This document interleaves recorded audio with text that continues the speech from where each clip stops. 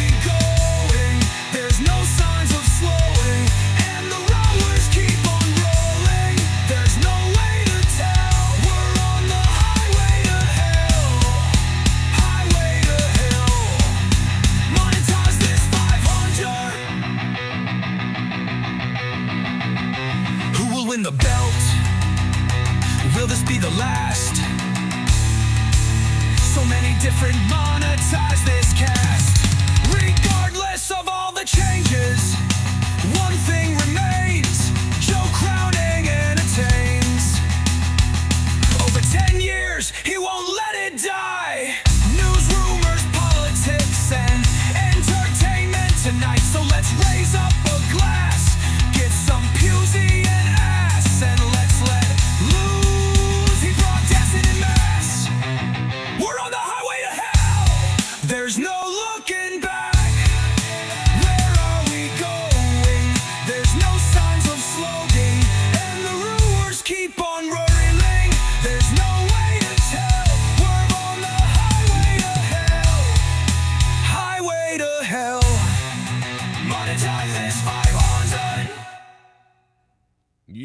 Yeah, son, it's Friday night, and Daddy's here, baby.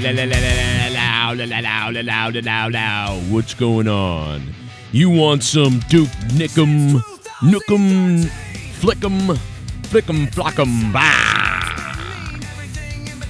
What's up, chat? Hit that like button because Daddy's live. We're shadow banned. Talk about the worst time to be shadow banned, huh? Well, I know we are because I know there's way more people that want to be a part of this than 113 views so far. I'll tell you something, I ain't stupid. Yo, everybody in the chat, baby. No Cena? Yeah, Cena's next week.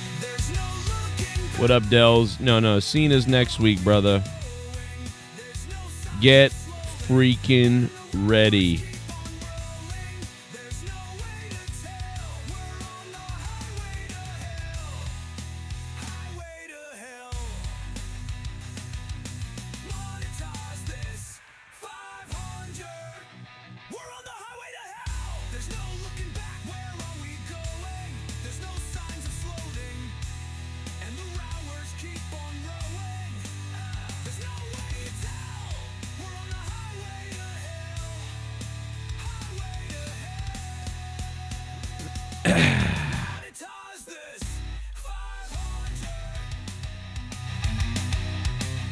I am ready for mommy tonight, baby.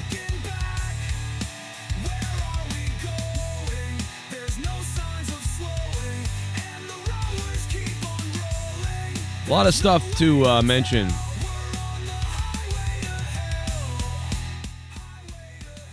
What's up, guys? What's up, chat? What's up, Gold Standard? I can't even tell you why I got in trouble, Gold Standard, because if I did, it'd be against the rules, to be honest. That's how ridiculous it is. But it was bogus, and we all know that. We got it solved a couple of days ago, but, you know, I don't know. Stupid. It had nothing to do with anybody other than a misinformation about a certain thing, which I can't say because I don't want to say it. But bottom line is I'll talk about it on Rumble. So I'll talk about it on Rumble and on Patreon. Tomorrow, my podcast on that will be out. You guys can hear it. I put out a podcast today. If you were on Patreon, obviously you heard the 30-minute podcast that I put out on Patreon. So hopefully you listened to that. I think a lot of people did. Got some good download numbers on that. So that's pretty cool. Is Dork Knight in jail? You guys can vote on the poll right now. Make sure you do that. We're going to talk about what you thought of SmackDown. I thought a little bit about it, but I don't want to get too much into my feelings, but I'll get into it a little bit. But I'm sure you guys have, your thoughts on what happened on SmackDown tonight. Plus, no Cena. Cena's next week, so no Cena till next week. We'll see.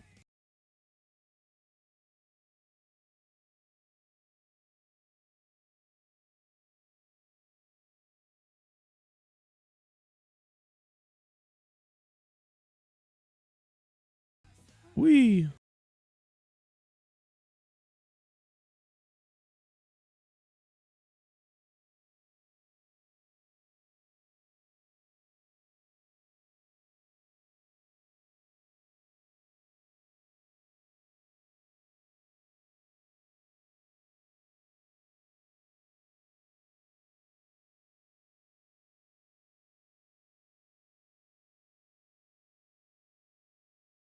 All right, well, I don't have one. I don't have one. So, yeah, John Cena will be here the last week. This is something we messed up on last week. We messed up on this last week because we were talking about how Cena's not going to make another appearance until WrestleMania. But we forgot about SmackDown. We were talking about Raw only. So which, it's not that bad, really, when you think about the schedule. It could be way worse. Do you know what I mean? It could be much worse. Like, it was like, Cena on Raw. Like, Cena, Raw. 3 Cena Raws in a row. I mean, they didn't do a lot with it, really. I mean, I guess they didn't have to do much, I suppose. But this will be the last thing. This will be, Cena will be on SmackDown, and he'll be there, and I wonder if they'll go with predictability. I don't know if that's what's going to happen. Will they go with predictability? I don't know. Will they go with, because Cody Rhodes got the last shot on Cena, but will they go with the whole, hey, if Cena takes out, Cody, that means Cena's going to lose at WrestleMania, or Cody's going to show up and take out Cena again, which would definitely make you think Cena is going to win at WrestleMania. So are they going to go with that sort of more predictable, route? I don't know. But what I do know is we're going to talk about that tonight. We're going to continually talk about wrestling tonight. We are also ready for tomorrow night's Monetize This 500. It's been a long time coming. Here we go. We're getting ready for episode 500 of Monetize This tomorrow night, right here. Hope you guys are here with me. Obviously, to stay in touch with me and all the news, make sure you follow me on Twitter at MetaWorldOnline. Make sure you are a patron on patreon.com/Joe Cronin Show. And Facebook is a big way to be a part of everything, too. Facebook.com/Joe Cronin Show, I think it is. And is Dork Knight going to jail? A lot of people are worried. I mean, I'm very worried, because we hadn't heard from him at all. So I feel like the signs more and more point to he's going to jail. But we're going to find out tonight, apparently, allegedly, we're going to find out tonight what's going on with Dork Knight. And his girlfriend is going to be here with us tonight, MJ, to tell us, I believe, if Dork Knight indeed is going to go to jail or not, if something else is going to happen. We don't know, and I don't know, but I'm concerned. My concern grew more and more yesterday. It's already bad that my wife is sick, and we don't know what Leah's going to do on the show either, because she was going to come on and be drinking, and I was going to have a camera, and we're going to do all this stuff. Now, that I don't know if that's even close to happening now. She's pretty sick, but we'll see. So Leah could be probably playing games with JB all night for all I know. And then Dork Knight could be, in jail getting raped by a man, so that could be happening too. So we don't know yet what's going on, but tonight we're going to find out. Plus, Luke wants that title. The championship is on the line in the biggest Monetize This, or at least the biggest in numbers, 500 episodes of Monetize This. But Garguts wants to win the belt so he can take it across the Mexican border and assault a border agent with it. So we'll see what happens there. But just, remember we're going to be on a little bit early tomorrow, so stop in early and do whatever you want to do early if you can tomorrow night. Sorry about my computer. I think it's lagging a bit, but we'll figure it out. My computer's a piece of shit. But it is what it is, But we're here. Good to be here. I've been going to wrestling shows for over 30 years. Never in all that time have I ever felt, until last Sunday, that my security, my safety, my life was in danger at a wrestling show. I will have all the respect in the world for Dork Knight if he's in jail for eradicating a spoiky gooky vinegar my of his God. world into outer space. Where is my pet monkey AJ Adams? Maybe he's in jail too. Oh, my God. I hate to disappoint you about A.J. Adams, General Santos, but I think if I remember, A.J. Adams has been sending me stuff on Instagram here or there. I just almost never look at anything on Instagram, and sometimes I look at things and I just don't really care about Instagram. You might even send me the coolest thing ever on Instagram, and I just don't even, I barely give a crap about Instagram.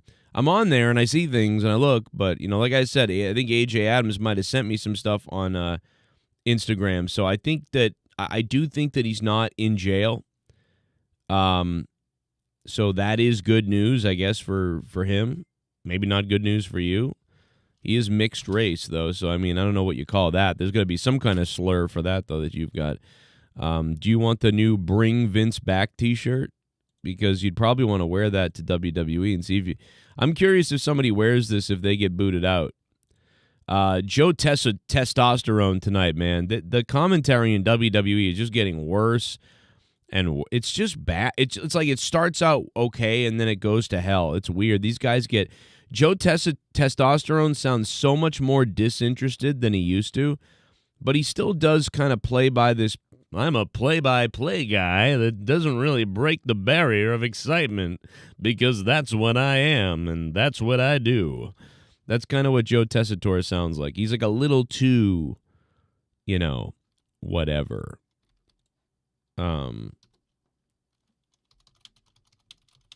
Little too weird. Let me just hit up the other account, see if we can stream over there and see if it works. Just want to get the word out, make sure people know,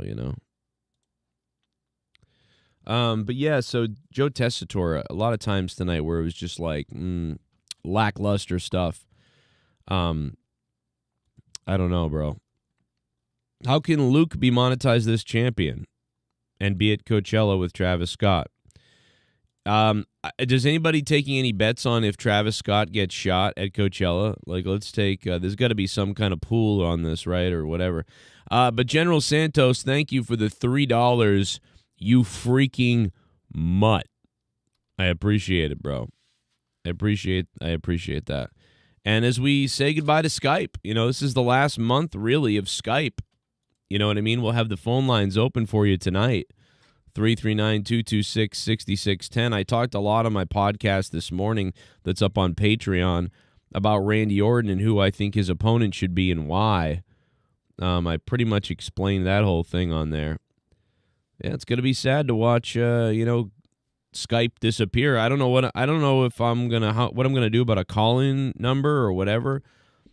I'm assuming that the number doesn't transfer anyway or anywhere. But, to lose that legendary number, I mean, it's legendary to me. I mean, it probably isn't legendary to, like, anybody. Like, maybe it's, like 15 people that used to call it, or maybe some of you guys, I don't know. But it's legendary to me, man. 339-226-6610 was a number that I scrolled through several numbers before I saw that. And I was like, man, I like the way that sounds.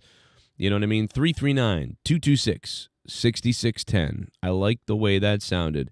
And I picked it out. All the way back in, 2012 or 2013? So, I don't know, man. Crazy. Crazy to think that that's going to be gone. I don't know exactly how that's going to work. I have no idea. But, I don't know, man. But yeah, Dork Knight, will he be... Will Dork Knight be free, or is Dork Knight going to jail? That's the biggest question ever. I was looking at comments on the old Monetize This episodes, and by the way, this is the poll right now. And the funniest thing is somebody commented, and I think it's a she wrote, or they wrote, they were like, this is crazy. I remember Monetize This 7. There was like maybe 15 or 20 people watching you around Monetize This 7. Crazy to think that now Monetize This gets 800 to 1,000 people every show. Then I started laughing to myself, and I was like, and then I wrote in the comments, crazy to think that now it gets 100 to 200. Like, it's not good. But that's still really good. I mean, Monetize This 80, around Monetize This 80 or Monetize This 60, we started doing about 130 people live. So... And that was after people left. Like my big time, co-host at the time had left. Like the major co-host left around episode 40 of Monetize This or so. So around Monetize This 60, 70, 80, it was a lot of like me and Dave and my wife and Jesse sometimes. And then JB started calling up randomly but wasn't on a lot. And, it's crazy that the show went from 30 viewers for like 30 or less viewers for like a year or so to all of a sudden it was like I don't know what it was, but everything started doing really well after that. And it was crazy that we were getting about 120, 130, 140 listeners. At that time, it was wild. And so that was really cool. But we have a caller on the line. Let's go to that caller. Hello. Hey, Joe. Hey, who's this? This is well, the Dork Knight. Oh my God! Are we your one phone call from jail? Actually, that's funny. They let you have as many phone calls as you want. Oh. So it's not just one, but it is like I can't stay on long. I think like they give you a time limit. They'll do that thing. Anyway, so my girl is here. In jail with you? No, she's not in jail with me, but she's at the jail. Well, you know. Oh, she's sitting Anyway. on you in jail? I wish. That'd be nice.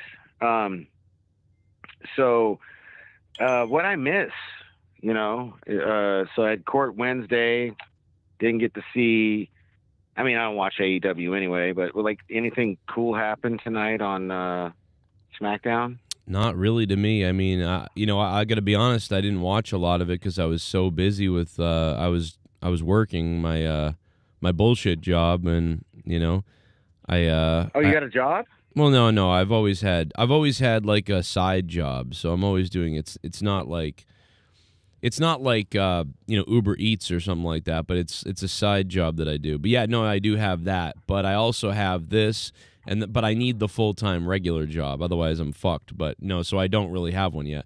But yeah, but I had to grind that really hard today, so I've been really busy. But I was peeking in on SmackDown a little bit, and it seemed like it was like it was all right. But I didn't really see how it ended. I didn't see a lot of shit tonight. I got to be honest. I saw a Charlotte Flair was attack. Punk on it?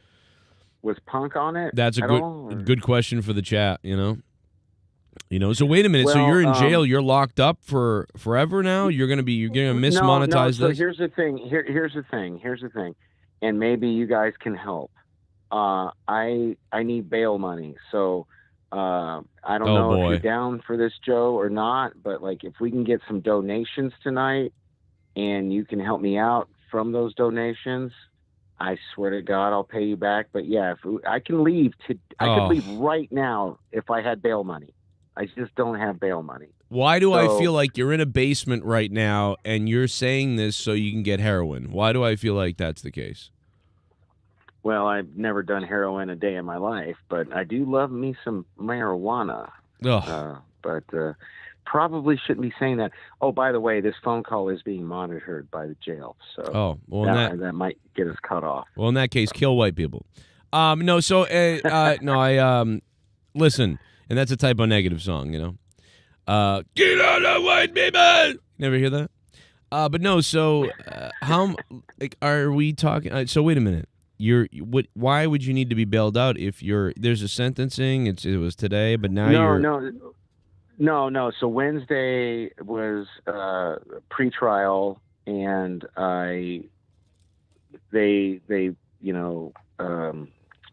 how does this work? How can I explain it? So it was like how does it pre-trial. Work? So What's the problem? We have my actual. So now my trial date is the 28th. Oh, okay, okay. But I mean, jail. I'll either sit here until the trial, or I can get bailed out. And, and then be free until the trial. So yeah. Sure. And what if here's the thing, what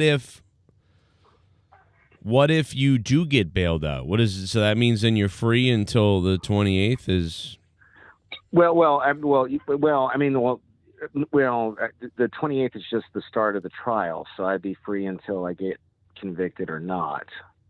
But I'm here until then, or my bail's not that bad. It's only $5,000, and we only need 10%. Oh my God! Well, with the bail bondsman, it's only 10%, so it'd be $500. So if you guys can, do whatever you can. I know you guys hate me, but if you want me to be a part of Monetize this tomorrow, like send Joe $500, and then wow. I don't think you're hearing it here, folks. I will pay him back. I don't know. We just need Sith Megan. No one's going to believe this. They're going to say, Joe, this is fake, and Joe's scamming everybody. That's what they're going to say. I'm serious. That will happen. There's no way they're going to believe that this is real. They're going to be like, you're scamming everybody. This is all a work with you and Dork. Well, sadly, you guys can go to the Henderson, Nevada municipal whatever, and you can pull it up and see that this ain't bullshit. So Wait, let me ask you this. You're stuck in jail, right? You're stuck in jail, and you're going to be raped. Regardless, like you are. No, it's not. It's not that bad. No. It's I'm giving you a hypothetical. I'm giving you a hypothetical. It ain't prison, bro. It ain't prison. It's jail. No, I know. I'm just giving you a hypothetical about, like, I know that you're not. I'm just saying, like, imagine. I just got. I don't know if you heard it. I have a minute, and I have a minute left. Did you hear that? Okay, no, I didn't hear it. There may be a beep I heard, I think, but I didn't hear that. Okay. So we only got a minute. Well, you're in jail. You're going to get raped regardless. And this is being recorded too, so I can't wait till they hear it. Randy Orton is in there, or either Randy Orton or John Cena is in jail, and you're going to be raped by one of them. Which one do you have to go with? What would you say? Randy Orton. Wow. He hears voices in his head, and you hear him smashing your anus hole. So that's crazy. Hey, man, come on now. That ain't. All right. Don't be like that. Well, I will let you go. You guys, okay, I just got another notification. I guess you didn't hear it. Guys, please, if you want me on tomorrow's show, help Joe, help me. Send in your and before you go, because this is being recorded, I want to thank everybody in the jail and in the system for not arresting him for the stuff he said about his daughter and the stuff he says about kids. Okay, don't ever get in trouble for the child comments that he has, and don't ever look at his hard drive. You'll be fine. Oh, Dork, hello. Oh, you hung up. All right, we lost Dork there. Unbelievable. Dork Knight, there it is. Apparently he is in jail. Apparently, I don't. I'm gonna be honest. I'm not so sure. I don't know, bro. I smell a rat. I think he's trying to get cocaine money. I got to be honest. I don't believe that. I smell a rat.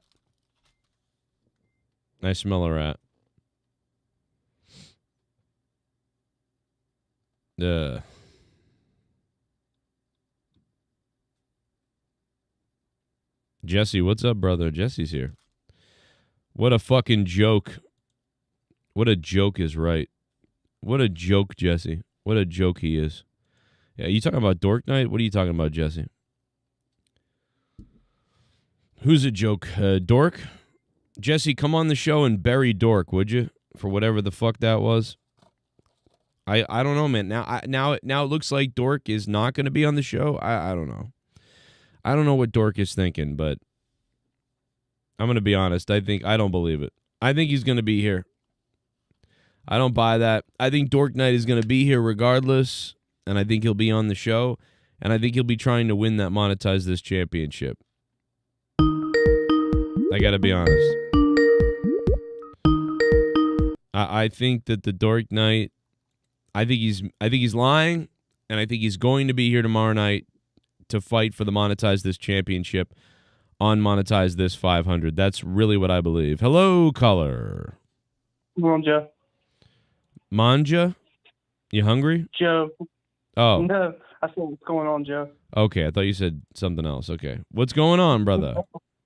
No. I only watched, like, the beginning of Smackdown, and it's like they're trying to not have Nick Aldis wrestle Randy Orton. I'm like, that's the perfect match. I mean, well, you got to make... I talked about this I really went into detail about this on my podcast this morning, and I said, yes, I think that Karrion Kross or Nick Aldis would be the best people, but the reason why Nick Aldis is a problem is because Randy Orton is supposed to be this face who's going to be this big-time face, and he's come back from injury, and this is his big WrestleMania return. Who's he going to face? If you put Nick Aldis in that match, there's a potential that the fans are actually going to give Nick a lot of love because, like, it's really good for him and everything to be. Have you noticed that Randy's blurring the line between heel and face?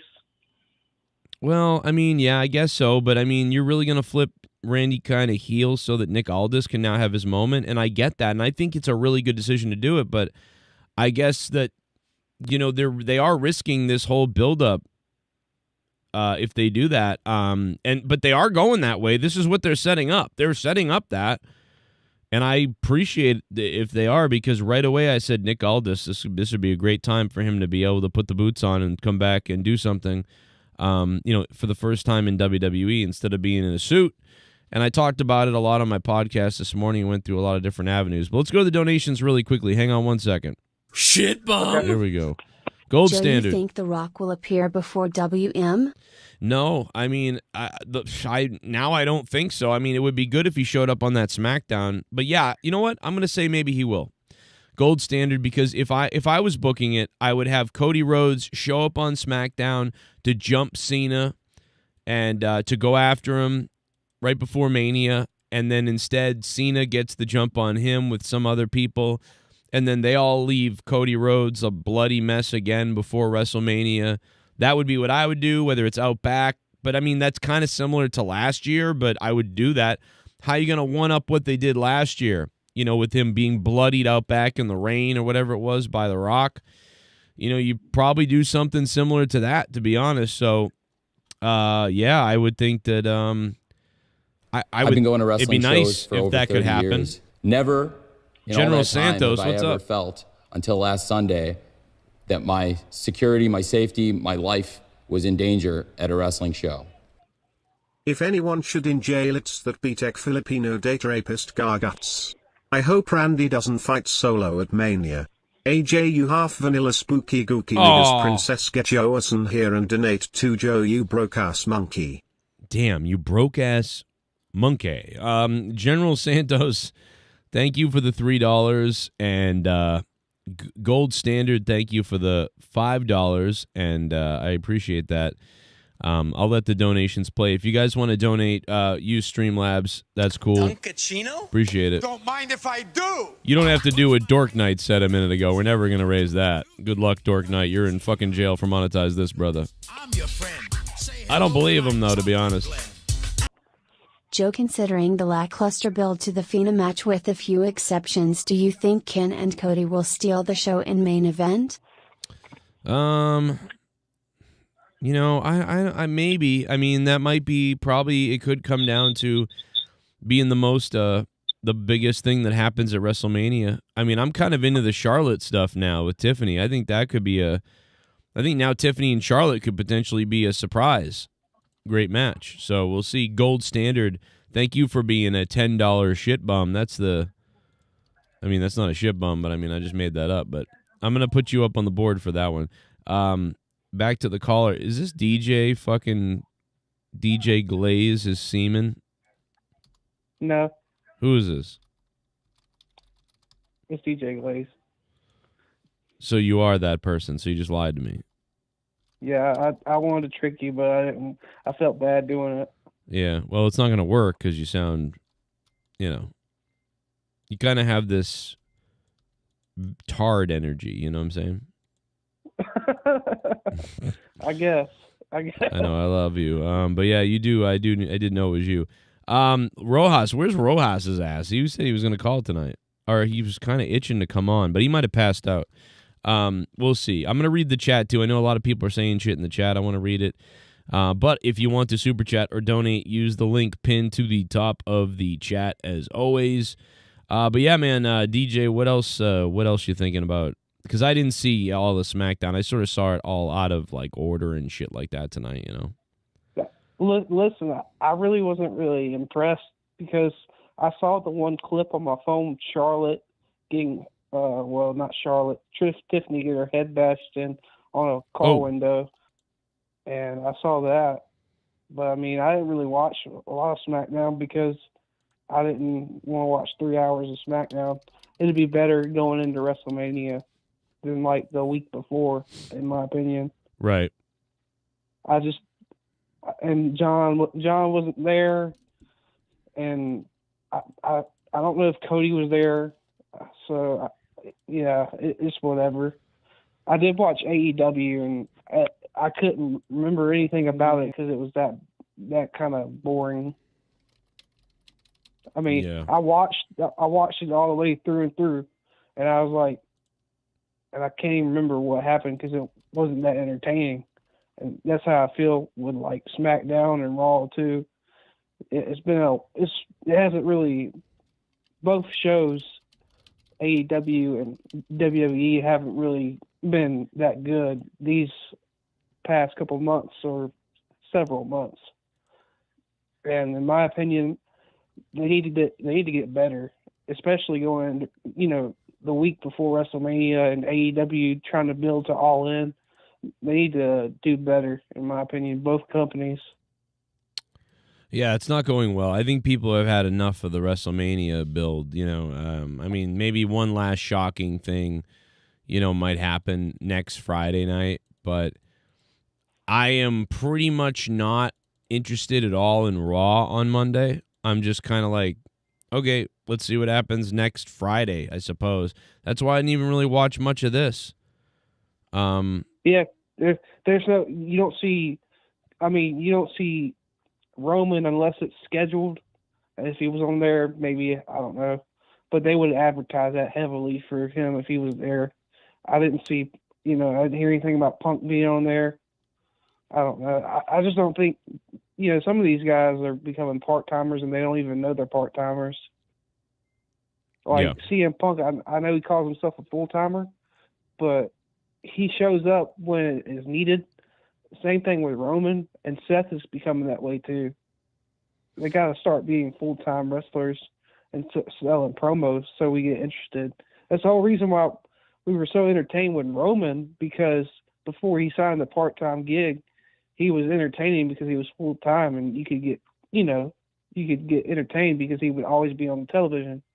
And they think it's some mystique that being part-time gives them more value when it really doesn't. It makes you want to watch them less. Yeah, I'm still surprised that Cena's been around more than I thought a little bit. It's a little bit more than I expected, for him. And The Rock has been around less. What I'm saying? Cena's going to have appeared, I think, 4 or 5 times, maybe something like that. To the Mania build, Cena's appeared 4 or 5 times, but The Rock has appeared 0, other than the pay-per-view, other than the Rumble ending or whatever. He's going to show up at WrestleMania night 2. Yeah. Event. He's showing up. I do think The Rock is going to show up maybe, but at WrestleMania, although I don't understand why he didn't wrestle somebody then. If The Rock is going to show up at Mania, why didn't he wrestle Roman Reigns? That's what I'm confused about. If you know what I'm saying, if The Rock was going to be at WrestleMania, why wouldn't he be wrestling Roman Reigns? Why would he be doing nothing? It's a clusterfuck. It makes sense. I mean, that didn't make sense. The triple threat match didn't make sense. And I was thinking that the favor with Paul Heyman and CM Punk would have been more interesting than maybe a title match for the triple threat. Going John Cena versus Cody, not this be by my side. And then you got Seth Rollins saying, "You owe me a favor." What? He's like, it's like Oprah Winfrey. You get this, you get a favor, you get a car, you get a car. It's like, what the fuck am I? No, I don't know. It's probably gonna be good, but I mean, it's just there's a lot of excessive. It's just too much. It should be simple and interesting at the same time. Not just, you get what I'm saying, Joe? Yeah, no, I get it. What's funny is, I don't know, nothing's funny about it. It's just not that great. There's a lot of announcements to happen at Monetize this 500 though. I do have a lot of announcements. People are asking me about it. We do have a couple announcements. I mean, there's some information to take in to know about, right? So for the last several months, right, 4 months, there's been a lot of people saying, wait till Monetize this 500. It's going to be crazy. I'm going to be dropping bombs. It's going to be crazy. I'm going to do this. I'm going to do that. So many people saying crazy shit. They're going to do this, that, and the other thing.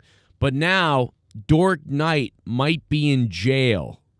And Dork Knight might not actually be here. He might be in jail. And on top of that, D. Welsh is not going to be here. Go ahead. I'm No, sorry. D. Welsh. I was gonna say- So Dork Knight's in jail. And like this, I almost thought about, should I cancel monetize this? I don't know. Dork Knight's in jail. I mean, we don't know if Dork Knight's in jail. I think he might actually be here, but Dork Knight might be in jail. D. Welsh will not be here, right? My wife is really sick, so I don't know what kind of contribution she's going to have for the show, but maybe we'll see. And then on top of that, there's been other people. Like, for instance, we got this message from Seabass the Beast. Seabass the Beast has been talking it up for like 4 months or 5 months or something. Seabass the Beast said, "I'm sorry, bro. I'm not going to be able to drop bombs on Monetize this 500. My accounts got hacked." So Seabass the Beast has been hacked apparently. And so he's not going to be here to drop bombs. That's Seabass the Beast, one of the biggest players there was going to be. He's been ranting for months about how, his $5, but wait till Monetize is 500. So D. Welsh is gone. Seabass the Beast is gone. Dork Knight might be in jail. My wife is sick. And God knows who else is going to be missing or whatever. So I'm a little bit concerned about I'm actually, in a way, I'm not concerned about me, because I'm taking in 300-something points to start the show on Monetize's 500. And honestly, it may be an easy win. I may win the belt without much needing to be done, because there are so many people that are suddenly missing and stuff that have been here week after week on the 500th episode. Isn't that crazy? They don't want to donate. They don't want to do an excessive amount of donating. They don't? Is that what you think? You think it's a lie? I mean, it could be, but you never know. People Wow. are scared spending a lot of money. Some people get scared spending a lot of money. Some Damn. people, not all people. Wow. That's crazy. But, if Dork Knight is really in jail, it would have a recording saying, "This call is being monitored by such and such, such and such." It would have that. So maybe he's lying to you. Because, phone calls are recorded, and sometimes they have an automated voice message, while you're talking, to the caller, from the jail. Or it might be prison. I can't remember. It's one of the two. Hopefully he's lying. I hope he's lying. Well, I don't know, man. I'm not sure. But it is weird, man. All of a sudden, it's like there is a weird jinx kind of right now feeling on the show. I will say that. Joseph, I don't know why you can't chat on the main channel, but let me see if I can figure out if there's something wrong with your account. Yeah, it's crazy, bro. I don't know, but I feel like there's some kind of hex, and so yeah, I've been thinking about it. I'm like, man, maybe is there some kind of hex on the show, or God punishing you or something like that? I don't. Well, no, I'm concerned. So many people are having some kind of a problem all of a sudden, or they're missing, or there's something wrong, or I've never received so many messages, and I don't know why, but so many messages from so many people saying I won't be there, or something's wrong, or I'm going to jail. It's just crazy. It's a lot of people saying that they're missing or going to jail or something. It's wild. Well, I'll be there. I'll be there. Well, you'll be there. Yeah, that's good. Yeah, I didn't know the channel was down for 3 days. I thought something wasn't up.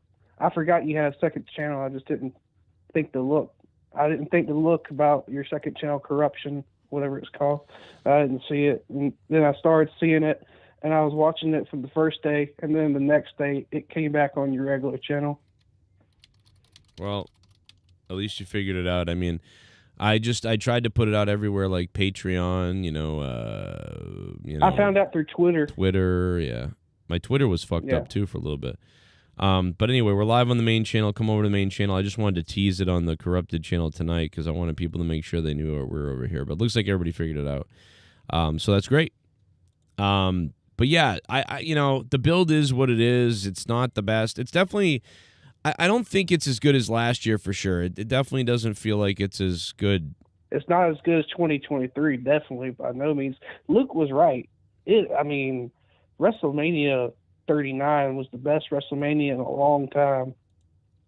Really? Yeah, I agree. I rewatch it, and I rewatch the other WrestleMania 40, and then I think about what can they capitalize over. The ending of WrestleMania 40 was the best moment in a long time, but the show as a whole for WrestleMania 39 was incredible. You have Finn Balor and Edge. That was awesome. You had Cody and Roman. You had Charlotte and Rhea. A lot of that stuff was good. I could point to other things, but it's just not a lot of build, not a lot of matches that feel like they're important. Yeah. Make you want to get invested. Yeah. Yeah, there's not a lot going on. I don't even remember what's going on now. Like, maybe that's me. I don't know. But I was really go ahead. No, Go I ahead. just think that I'm into the Tiffany and Charlotte thing now. Like, that was the thing. I thought that was stupid. Now I'm like into it. Like, that's the thing that I've been thinking about. Your boy Catfucker, he's talking shit about Charlotte Flair and how it's not an important match. I'm like, man, this guy needs to shut the fuck up.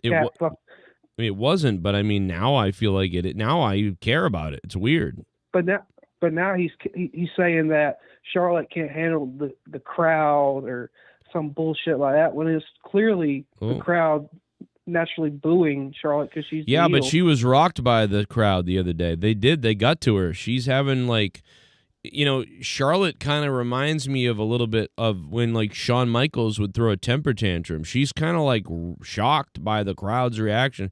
Like, the crowd booing her the other day threw her the fuck off. She was rattled by the crowd. That's what happened. The crowd booed her, and then they were shitting on her, and she was legitimately upset by it. She was blown away. Wow. She didn't think that she was going to get that hate. And she said that then. She went and said it. And now she's, and now they're playing into it, I think. I think, the tweets on Twitter and the attack earlier today and, a lot of what they're doing, I think, is just kind of playing into it a little bit more, which is, great idea, right, obviously. But, so I think that I don't disagree with that, I guess. But, I'm way more interested in this thing now. Now that this has happened, I'm actually let's go. I'm ready to see this. I wasn't ready to see it. Now I am. like it. I like it a lot. I like the build Tiffany and Charlotte. It was a little stale, and then they found their sweet spot with making the crowd, literally hate Charlotte because they just naturally hate her, and it's made a good, interesting vignette of stuff. Watching them, I like it. It'd be great if Dork Knight got abducted and it got on video and we got to see the video and he got, they caught him and everything and they, he didn't get hurt, but, Yeah, that'd be something. That'd be something out of a movie. Yeah. Yeah. And, listen, tomorrow night, a lot of special guests. So there's going to be a lot of people trying to get on the show tomorrow. So I just want to let everybody know, if that's the case and the phone lines and Discord get bogged up and crazy, I just want to let everybody know, if you're not on at the beginning or the middle or something, stick around, jump on the other. Don't, obviously, jump on one of the Discord areas, so I can see you. And I will try to rotate some people in and out tomorrow. And I don't know if the show's going to be that big or not. I have no idea. But, if it is big and there's a lot of people trying to get on, then obviously the Discord's going to get crazy. But just know that I'm not ignoring you and I'm not trying to ignore you, and I will try to put on everybody that wants to come on tomorrow night for Monetize this 500.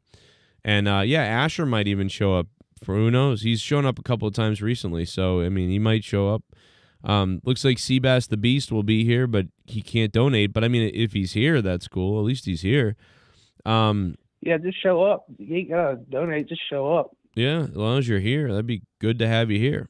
I don't know who's going to be here, but we'll find out. It'll just be a surprise. It'll be whatever it is. But, what are you going to do? It's the 500th, could be the last milestone episode of 500. Who knows how much longer it can really go on. maybe it's going to be dead. I don't know. It could be the end, but we'll see. We haven't heard from a lot of people in a while. There's been a lot of people I haven't heard from. Don't know where they went. Maybe they're coming on for 500. I don't know. Plus WrestleMania week's the next week. So it's going to be a big week the next week on Monetize This because, weekend of crazy shit. We're going to do a WrestleMania roundtable like I usually do with as many people as I can on Discord. It'll be nuts. We're trying to get Froggy on. We might hear from Bullfrog. Someone allegedly says that they're going to have Bullfrog show up. I don't know if that's possible, but they're saying it. So we'll see. That could be other people. Are you doing 2 nights? For WrestleMania? 2 nights of streaming? Yeah. Oh, yeah, for sure, yeah. I'll be streaming all WrestleMania weekend. It'll be crazy. And it will be we'll be going hardcore, as always. What time are you, I know it's way early, but what time are you planning on doing those streams for WrestleMania weekend? I don't know. I'm gonna actually kind of investigate what happened last year and see what I think because, obviously you get really worn down when you stream the entire WrestleMania and then do the post show after it. So I'm gonna look at how my show did last WrestleMania and the WrestleMania before that, and see if it makes any sense at all for us to to stream during the pay-per-view, during the show, whatever. Maybe at the very end. Yeah.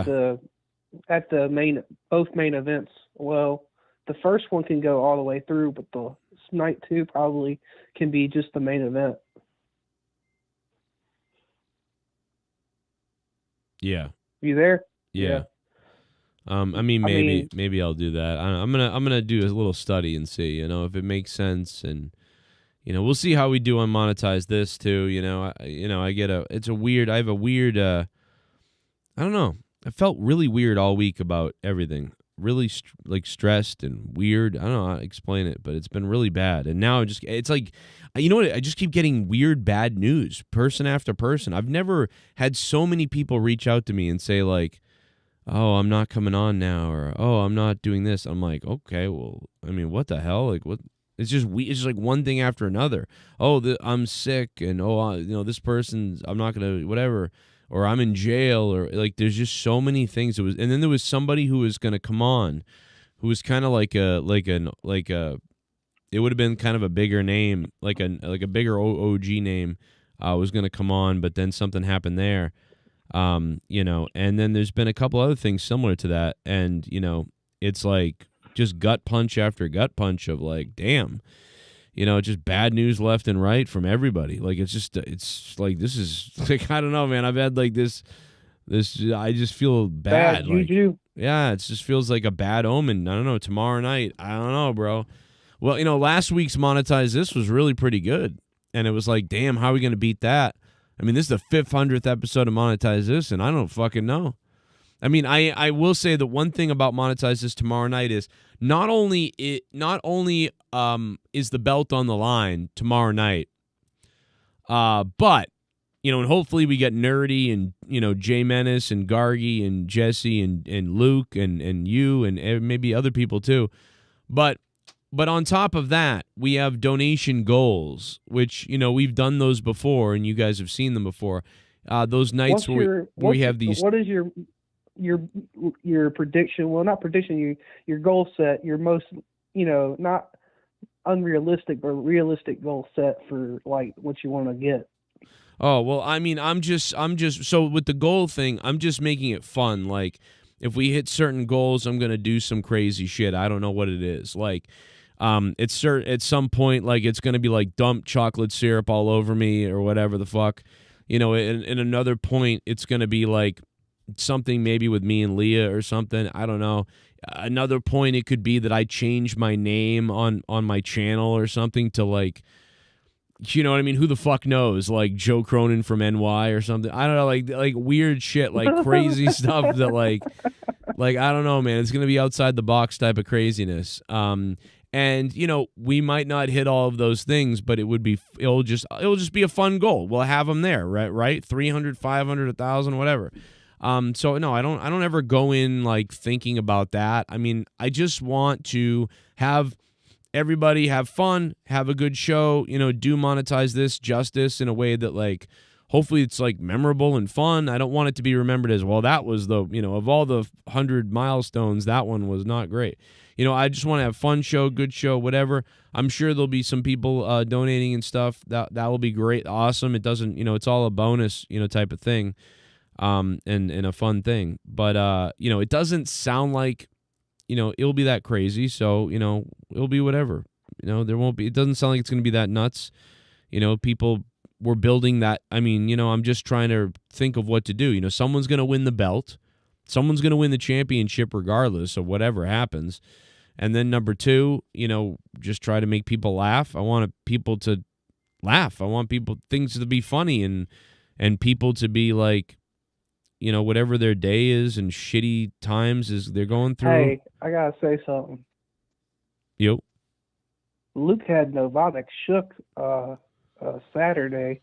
Oh, Novanix, yeah, he got a little real on him. It got a little scary.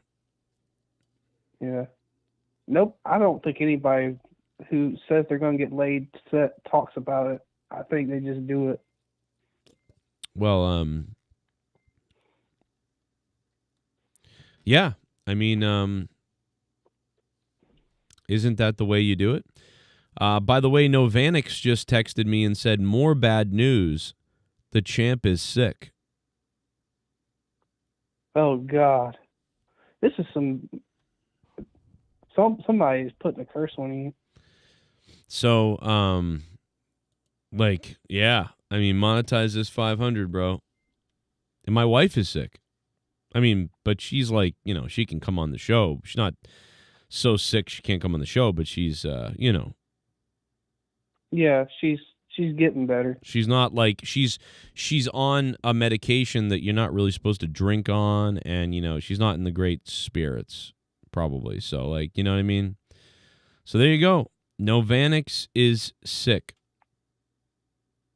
Wow. Wow. That's terrible. And he's your champion. Yeah. I would have, if I was a champ, and I don't really care about it. But I mean, if I was, I'd still go on it, even if I was sick. This is not good news, though. That's crazy. Yeah. Yeah, it's not good. Not good at all. Hey, but I'll let you go because I know somebody's wanting to talk to you, or somebody is being bound to talk to you. Yeah, we'll do it. Well, someone is bound to talk to me. We'll see you tomorrow night, baby. Come on, monetize this. We'll get you on here, DJ. Okay. All right, brother. Bye. All right, DJ, he'll be on Monetize this tomorrow night, and several other people will be too. But, yeah, so far I've never gotten so many messages from so many people that so can't make it.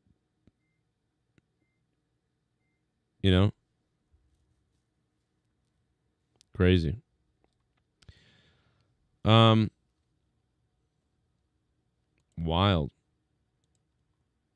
But we do. It does look like Jennifer Muppet Baby could be coming by. She mentioned maybe stopping by. There's gonna be a lot of people, I think, calling. So just again, remember there's an on hold section on JCS Discord. Just jump over to the on hold section tomorrow, and we'll get you on that on hold section in case, it's crazy. There's going to be a lot of people calling up the show, I think. To be honest, most people that are going to be on the show are going to be here. There's really not a lot of people that are going to be that aren't going to be here, like caller-wise, co-host-wise. Most of the people that are sending me messages that they can't be here or whatever is like, well, the champion, Novanix. I don't even know what that means. You know what I mean? Damn, that's crazy.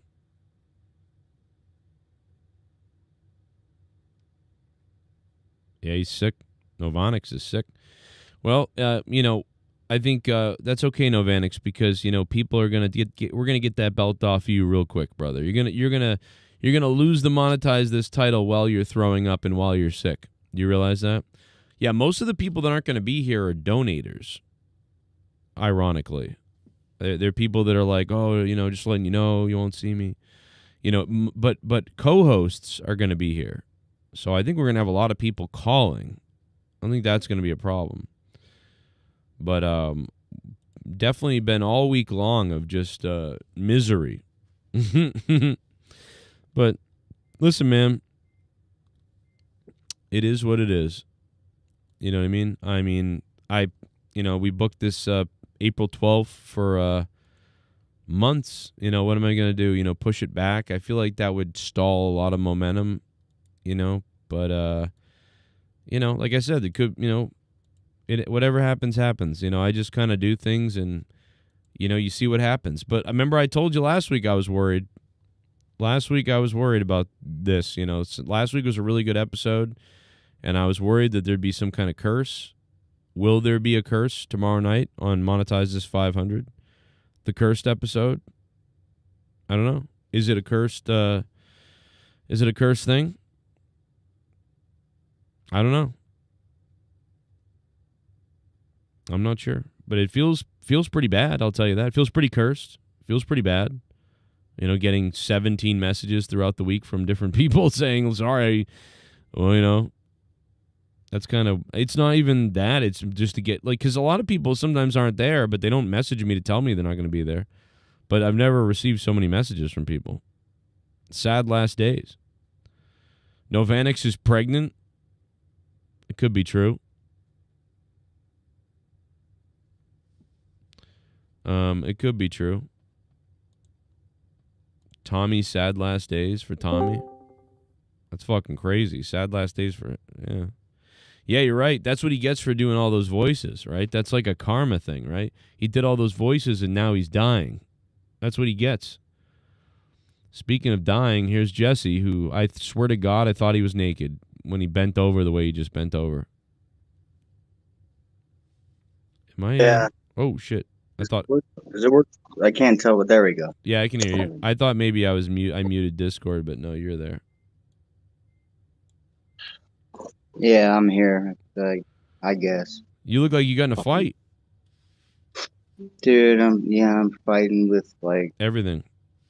This bitch's immortality. Oh man. I love you, brother. Can you believe that, this shit started? Remember we started Monetize This? It's so fucking crazy, bro. It's crazy. You sure do. It's one of the only good things I can look at in my life and go, hey, that fucking was cool. That worked out. Oh. Yeah, I remember when honestly, I'm actually really proud of it, man. It's one of those things, I remember you guys just did it as a one-off, and I just thought there was something really, especially at the time, right? Because things weren't oversaturated. YouTube Live was brand new first, and Google Hangouts was still a fucking thing, right? So there was just something special about it, man. So and here we are. It's crazy. So, do you remember when Tommy C and you and maybe Tosevich mostly, especially those two, they would go into politics so much that I would pass out. I would fall asleep. Oh, dude, yeah. Bro, you and I would be there. Maybe we can sneak in some gray area here somewhere. Yeah. We're just waiting. Yeah, it was so weird. And it's crazy that those two would get along and talk, too, because, nowadays, Tosevich is kind of like the type of person to, yell at you and call you a fascist or something. So it's weird. Well, that's kind of what made it fun, dude, was Tommy was very, very black and white, right? And then you had Chris, who was a little more like a mix of you and Tommy. And then you had you, who hosted, was a little fucking crazy, but also brought this emotional, hey, but maybe it's not all about just rigid mentality. It had this great mix, Yeah. No, just it was really good. And I thought it was really cool that, Tommy was in Germany, Chris was in Vegas, you were in, it was just really cool that three people in different places in the world just having a talk, just some fucking talk, was this good, and the chemistry was that on point. And I don't even know if people had, I wonder how many of the audience that actually watch now, what percentage of them have not heard the first, like, I don't know, 50 episodes? Probably, I would say that the people that have heard the first 50 episodes are like not even watching anymore. Yeah, I would say maybe 3%. 3% chance. Honestly, dude, we really should. People really should. Or either they should go check it out, or I don't know, maybe somebody has the time to help make a fucking highlight. But there's so much good shit back then, and it's so different than now that it's enjoyable in a way that you will not, even on the best show now, you won't enjoy it the same way because it's just so different. And that's not a bad thing. It's just a thing, you know. You know what's crazy is to go back and, like, when I look at Monetize this episode 3, let's say, the comments section, it's so weird, dude. It says like the comments say 10 years ago. And that's crazy. The top comment on Monetize this 3 is Jaren from Small Afro Games, because he was a co-host of the show. And we didn't invite him to be on the show by accident, or I forgot or something. And he left a message that he was angry about it. He goes, "That's it. I'm done. Goodbye. Fuck this. You said you're going to tell me we're going live." He was probably more mature than any of us. He had an excuse. Yeah. He was like 16, whatever the fuck age, right? Yes. Yeah. He was actually he told me he was 14 now. And like recently he told me, "Oh yeah, dude, I was 13 or 14. Dude, he didn't even matter. He sounded older than all of us. Yeah. This fucking guy. Now he's got a check mark on YouTube. And he's got over 100,000 subs. I mean, dude, he randomly showed up, and I forget about what. It must have been about wrestling, but on my feed out of nowhere, I'm like, that's fucking Jaren. What the fuck? Like, I was still sub to him after 10 years, you know, but I never see him. Yeah. And that was cool. He's blown up. He's blown up now. His content does great. If he uploads a video, he gets like 8,000 views in 2 minutes. Well, dude, he always had it. Like, that's why it didn't matter what age he was. It was like, as long as, like, we're not doing anything wrong here, fucking, this guy's a natural co-host. Like, he has to be on. Yeah. No, I told him that. I said, but what's crazy is, you know, for the first, for the last, I don't know. So for the first 2 years or 3 years he was on the show, he had 3,000 subs. Like, he had 3,000. And then when he left the show, and, you know, things changed around 2016. He was already gone by then. But over the next 5-6 years, he grew to about 10,000 subscribers. Is a moron. Oh, shit. Oh, shit. Nebbit the Jew. I haven't been here in over 3 years, and Jesse went from his glasses being broken half the time with shaggy hair and suicidal to a no glasses. Apparently a broken nose and a absolute tripped motherfucker. And also probably still suicidal. Cheers to 500. Wow. OG Nebbit the Jew. Jesse's now ripped. Look at him. That's crazy. Thank you, man. I hope you're here tomorrow night for Monetize this 500. The belt's on the line. It's a big night, and my wife's going to take out her pussy. I'm just kidding. So when you carry around a 200-pound tub of shit all the time, fucking, you get ripped. Why are you talking about your mom like that, bro? Fucking, what reason shouldn't I? There's nothing else to talk about. Oh my God. Is that really who you were talking about? Is that who you're talking about? When you said 200? I figured you knew. No, I mean, I that could have been a joke, you know, and I was trying to make one, but I was like, no, I think he really means that. I mean, it is, but it was also 1,000% true. Doesn't mean it wasn't a joke. I know, but no, I mean, like, you could have meant something else, and I could have made it a joke, but then that's the problem, is you weren't joking. That was what you were talking about. Oh my God. Man, you look like one of the Ninja Turtles. You're just missing a shell.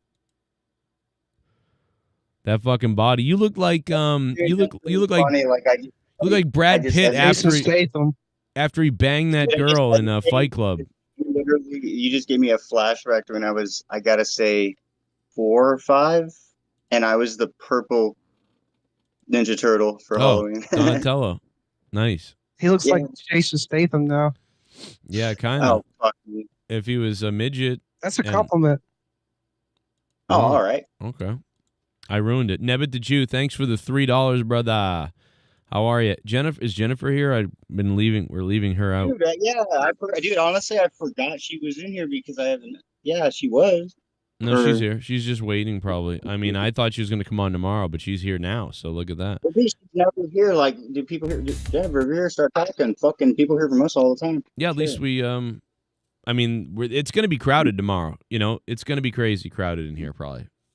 You know, I'm going to have to shuffle people in and out. Maybe. I don't know. Who knows? What's up, Jennifer? Well, if everybody used mute etiquette, it would never be a problem. Yeah. Sometimes people are too muted. Hey, Jennifer, we can hear you. Hey, can you guys hear me? Yep, I can hear you. Sweet. Yep. Jesse, oh my gosh. Yes. Love you. Man, I hear ya. My mom, she just kept falling down for a few years in a row and breaking hips and was in a wheelchair. And I'm the only daughter. So, like, my brother is not going to do the things you got to do when your mom can't move. And, like, from putting her socks on to everything free. And then anyway, it's cool now. Like, you know, she can hobble around again. But hang in there, man. My heart goes out to you. And being sick all the time. Careful, Elon. I know. It's rough. It's rough. Did you just do a Nazi salute when you said that? I'm sorry. Okay. What? Nobody. She said, "My heart goes out to you." I said, "Did you just do a Nazi salute when you said that?" I'm sorry. You're talking about me because of the No. bald head. I thought you were talking about Jesse. No. I was making. I'm like, I was sitting here thinking, did I even move? No, I was making I was making an Elon Musk joke because she goes, "My heart goes out to you," and I said, "Oh my God, no!" I love that both of I us didn't were think like, of that. Nobody got what I was. Yeah, that was ridiculous. The chat must have gotten it. Anyway, dude, no, everybody probably because every fucking time any joke like that's usually referring to me. no, I'm very lucky. Like my mother can, you know what I mean? Like my mother a little Dude, bit. it's not that she can't, dude. It's not that she can't do the shit. I would have no problem and wouldn't talk about it this way if she wasn't a piece of shit. Right. That's what the problem is. The abuse part, like her. It's that she won't do shit for herself and never has, and now she just has a better excuse. Yeah, like you got to pick up and do something, and it's like Here I am, dude. I'm fucking blind and fucking handicapped. I've needed in-home care since I was 18, and here I am used like a fucking slave, dude. I can't wait to watch her die. Oh my God! Yikes, man. Damn. That's terrible. I mean, that's how bad it is. That's terrible. I feel bad for you guys. I mean, I don't guarantee that I'll ever enjoy a single day of my life, but that I will enjoy. Or at least I'll be very, very, very grateful. Oh, this is dark. Look, okay, can I? Okay, Jesus Christ. I called in because Joe was all negative and down about monetize this. Now it's like, okay, another level. Jesse, you got to take your mind off of some shit for a bit. Can I bitch about wrestling, please? Yeah, go ahead. Take us out to get us out of this. This is. I have to. I'm sorry. I'm pulling a wrestling. Okay. All right. Well, you know the movies like Back to the Future movies? Yep. Okay. Oh, yeah. You know the bald teacher? Yeah, the bald teacher Strickland. who's always like slacker. Yeah. And he's always saying slacker. Yeah. Yeah. That is all of wrestling. I want to say it to every company. Slacker. What the Jesus. Okay, John Cena, okay, when he turned heel, that was a big deal. Okay. The next day, I drove to my cousin's house who used to be into wrestling with me, who's gone to pay-per-views with me on giant road trips and has not watched in a while. And I said, dude, John Cena turned heel last night. And he's like, shut the fuck, you know. And so he came over to my house. He watched Elimination Chamber. He was ready to be back in, you know? Yeah. And then the next week, the very next Raw, nothing. The next SmackDown, nothing. The next Raw, nothing. The next SmackDown, nothing. And they're in Europe, so they're lazy too. So they're glorified house shows because those fans are so desperate to have a show that they're going to cheer everything. They're going to cheer mediocrity. They're going to cheer everything. So they were lazy house shows with no continuation of anything. Yeah, no progression, really. Now, they know their fucking schedule, okay? They've been booked for they know next WrestleMania's like schedule and dates, now. They knew when John Cena was available and not available, right? And so if you're going to turn him heel, do it when he's around. Do it sooner. Do it at the Rumble. Do it this summer. We could have had weeks of great television building up to WrestleMania. And they're slackers. They did nothing. And then when Cena comes out, they try to make it seem like his heel character doesn't want new music or new clothing or to change his t-shirt and hats and blah, blah. Oh my God. That's a giant excuse for them to be lazy and slackers and do nothing. Yeah, no, you're right. And it's ridiculous that they didn't do better. They're not doing good TV. They're being lazy. They're mailing it in. They're like, we can just do this and that's it. They're not thinking like, well, if we just go out there, we're gonna deliver a great show. They're not thinking, well, what if we go out there and really blow people's minds? They're not thinking about blowing your mind. They're just thinking about doing, the bare minimum that they can do with what they're doing. Now, the idea of the whole thing was amazing, and John Cena's turning heel, and what's he gonna say? But then, so for 3 weeks, they went with the old, we don't gotta do anything. Just go out there and cut a promo every week. That's it. Okay. No effort. Yeah, no, I mean, there's a little effort, but not much of there's enough effort, but there's not enough, like, imagination of, like, 100%. Well, why 100% effort. Why are we going to go out there and just deliver the 8 out of 10? Why don't we deliver the 10 out of 10? Why don't we shoot for the moon now that we got him? Why do we have to go out there and just he cuts a promo every week? And it's like, and they would probably say, well, because we didn't have to do anything else. That's all they had to do was go out and John Cena. That's all you needed. And it's like, okay, I mean, what? It's just crazy that you're willing to settle for, well, it's John Cena. It doesn't just a promo is all they need. Why not take it? And I get it. Less is more, right? And you're going the opposite direction of the back in the day. Back in the day, at some point, it got ridiculous, right? Stone Cold's driving a pickup truck, a crane, a Budweiser truck, a forklift, a semi. Hulk Hogan's being hit with a semi by The Rock. People are doing these crazy things. And now we've gotten to the point where it's almost they've got to reset you. And, oh, well, it's just John Cena goes out there, cuts promo. That's it. 3 weeks in a row. Now, maybe something. Something could. They lost him. They lost who? He quit. He gave up. My cousin, the guy I drove over the night after Elimination Chamber or whatever. I drove over. Yeah. So 5 weeks in, he said, "Well, fuck it. This is bullshit," and he's done. And he's not going to watch Mania. And they could have. So they could have. Do you know how many people probably tuned in to that Raw after Elimination Chamber? Right. Where's The Rock? The whole thing was selling your soul. That was the whole story. We could have had weeks and weeks of brilliant television. Jennifer, Instead, he's too busy. Don't you know he's too busy making movies? He don't care about WWE. Well, here's the other thing. Why don't they come up with some ideas where they could have shot some stuff with The Rock that night or earlier, right? Like they got him there, go into the back in the air, do something like with the story or something with The Rock, cut a couple of promos with The Rock. Even that night with Travis Scott, they could have gone into the room downstairs and cut some promos on the whole soul thing and Slackers. You're right. Imagine if when Cena left the first night, remember when Cena left the ring and then Cody was in the ring by himself? What if on the Titantron up came The Rock and Travis Scott, almost like a video game, and The Rock is like, Cody, Cena, you see now, Cody, what you're up against, and you know what I mean? Like blah blah blah. Maybe Cena could even interact with the Titantron, and he's talking about the soul and how powerful it is, and you've seen Hollywood and you've seen this and that and the other thing, and they sort of are progressing that sort of thing too. And instead, that's just dead. There's no Rock, and it's just Cena 3 times doing the same thing.